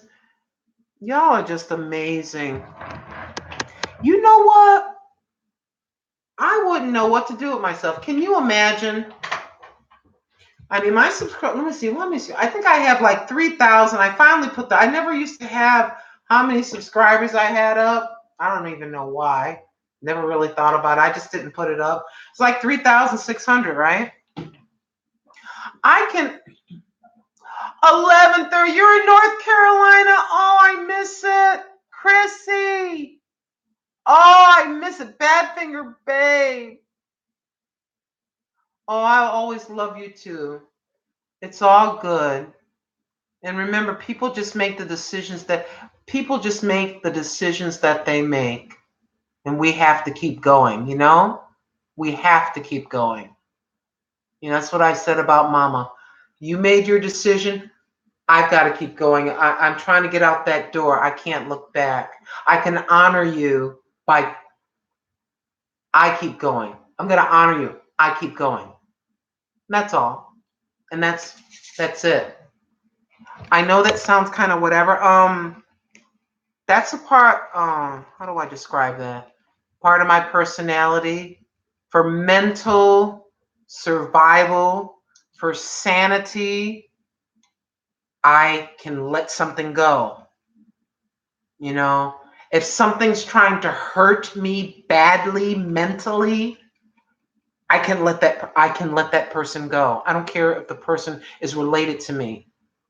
If you're squeezing the life out of me mentally, if you're making me feel bad about myself, I'm walking around with my head down, feeling ashamed and bad because of what you're doing or saying to me constantly without letting go. You're constantly hurting me. I can let you go. I have to. And that's what sometimes we have to do. I'm not going to try to be too negative toward the end here, but sometimes, baby, you got to let them go. You have to let her go. You have to let them go for your sake. And if you have a family, for your family's sake. You can kind of see that they're okay. You're doing okay. You're physically fine. You have food. You have a place, so you're okay. But I gotta let you go. I can't let you completely in anymore because you knowingly or unknowingly are trying to. You're destroying me, and I can't have anybody doing that to me. You know, I've got other people relying on me that do care. There's people waiting on me. There's people waiting on you to help them. So don't let all that, you got to let that go so you can help that over there, you know?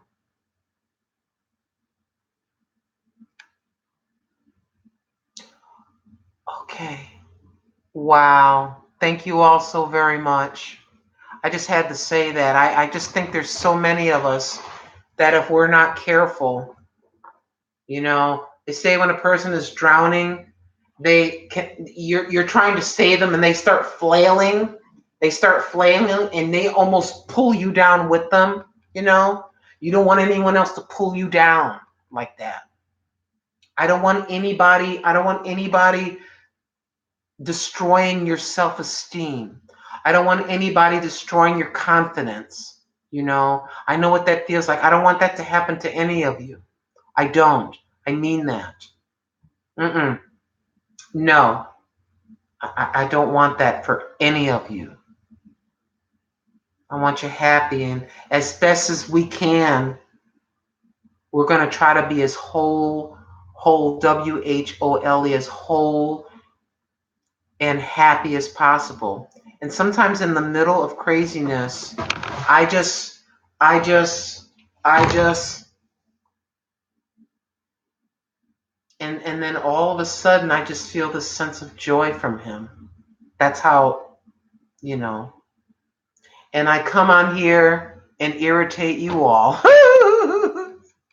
with my long-windedness, with my semi-psychotic episodes, I feel sometimes.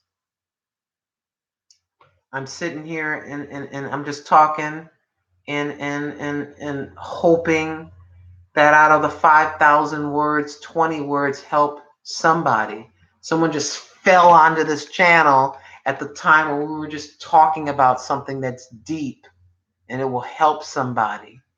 I just know there's so many people suffering silently and they're not talking to anybody and they're just boiling inside. I just can't stand the thought of somebody suffering like that.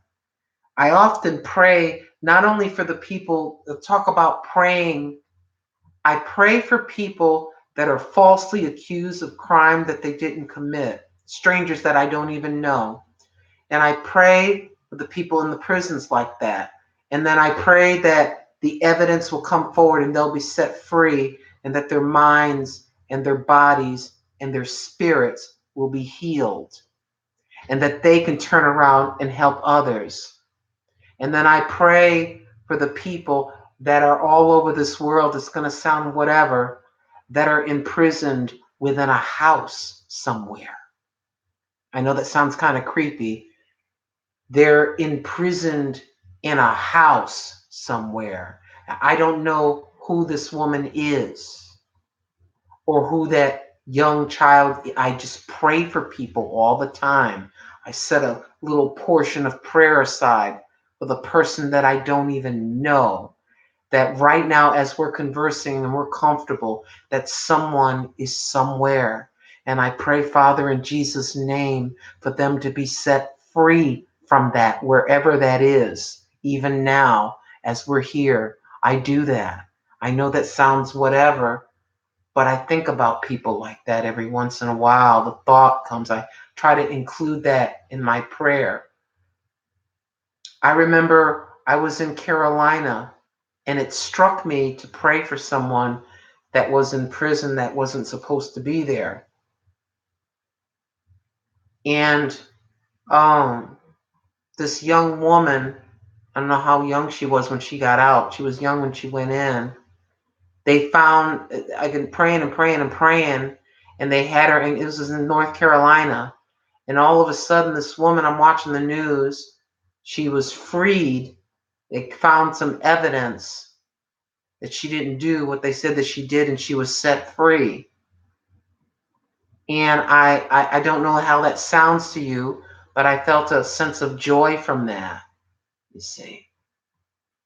There's a lot of people. I know I go from one subject to the other and I can go on forever, but there are people that are silently suffering that we don't even know who they are. And so I try to include a prayer with the person that I don't know, you know.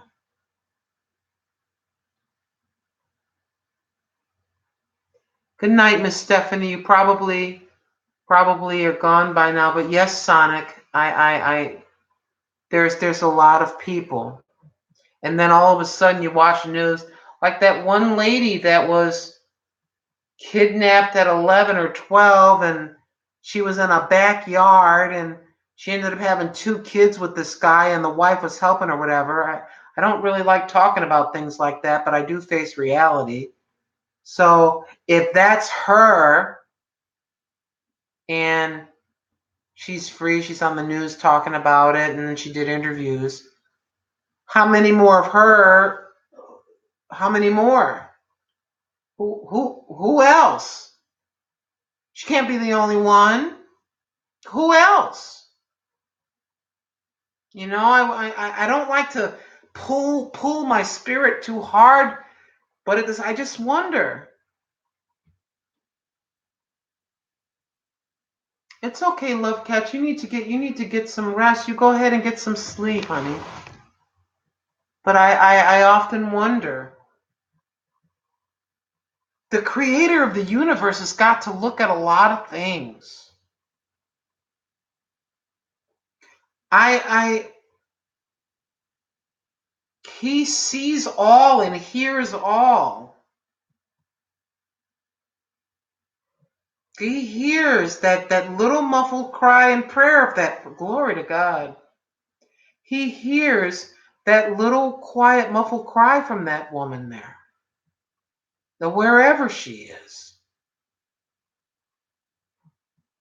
Oh, the devil is busy now. The devil is busy. And he hears that. And I just want her to be set free. And I don't know who she is or who they are, but I think about them. Glory to God. He woke me up this morning and he fed me today.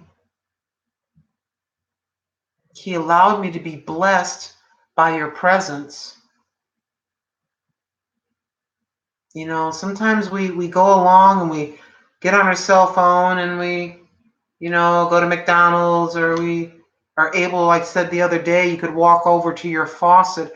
I can get up, walk a few feet, and go over to a faucet and get water.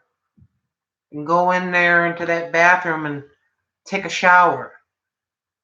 And there's some people that they get the jugs, all these different jugs of water in different countries, and they walk miles to get what I just walk a few feet over there to get. And I have a weird way of thinking. Maybe that's a weird way of thinking. I try not to get too deep off into, craziness with this thing. But every once in a while, I think about other people that I don't even know that are getting their resources in a very challenging, to say the least, way. I think about other people. No. Okay, hold on a second. What's that? Oh, hi, Miss Gonzalez.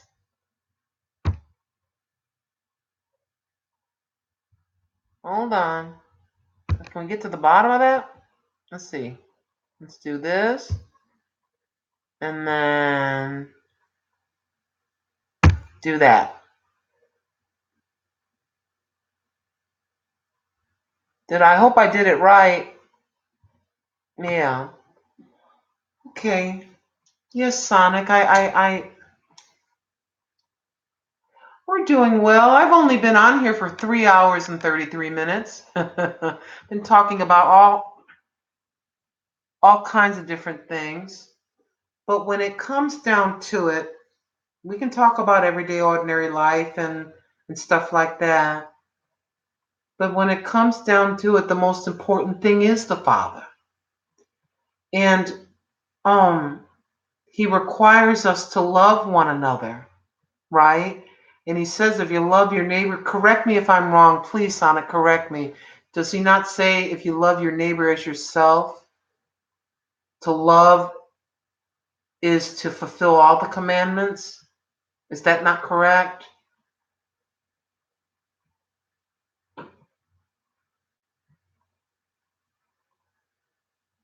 Thank you, love cats. Thank you very much.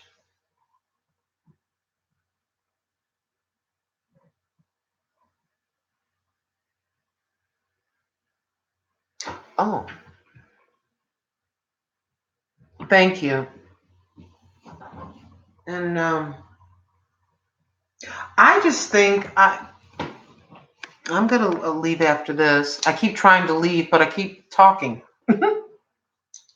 um,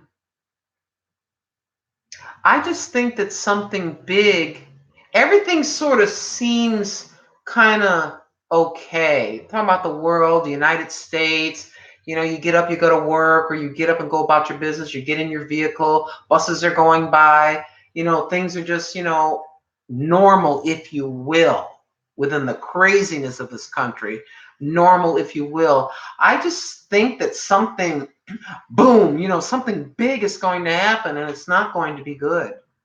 And I think that it would behoove the ones of us that believe in the Most High, it would behoove us to really stay prayed up and to ask for wisdom and guidance, and quite frankly, a heads up.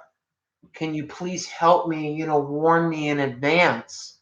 Can you lead me to other real believers in you so that we can all congregate together if we lose power or if something dramatic happens, I just, I just think with when the next president, not Mr. I like sending silly text messages, Trump.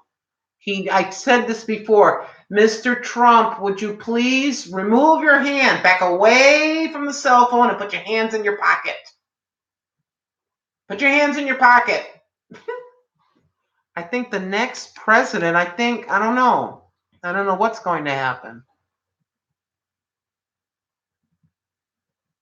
Yes, thank you, Sonic, it is. Because if I claim to love my brother, I say, Sonic, Grace, brother, I love you, then I'm not going to do all those other things. If I'm claiming to truly care for you, to love my brother, if I truly love him, then I'm not going to do all those things, those other things.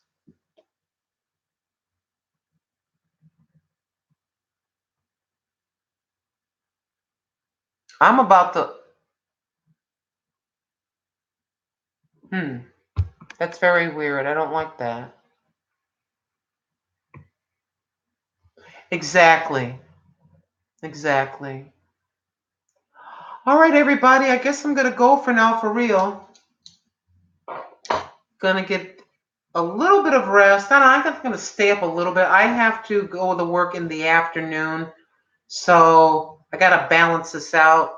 If it is, try this. If it is 8:53, 8, 9, 10, 11, that means it's 11:53 or almost midnight where some of you are, if not later. So thank you so very much for hanging out with me. Thank you so very much for your generosity and your giving. Thank you for listening. It makes me feel better, sort of, just to talk everything through. And love cats. Donia Gonzalez Copeland, CJ Mendoza 804, Sonic Grace, Raisin Love, and Love Cats. Thank you all so very much, and all the rest of you, thank you so very much for watching or for hanging out with me. And we have broken a new record, 60 thumbs up. We had a record of 31 thumbs up. We had 60 thumbs up. Thank you so very much. And Grandma Cheap Cheap, thank you so much. Thank you so very much for being a blessing to me. Thank you so very much. And Mama, Daughter, Sister, you tell her the same for her. Thank y'all so very much for being in my life and for listening. I appreciate you. I appreciate each and every one of you.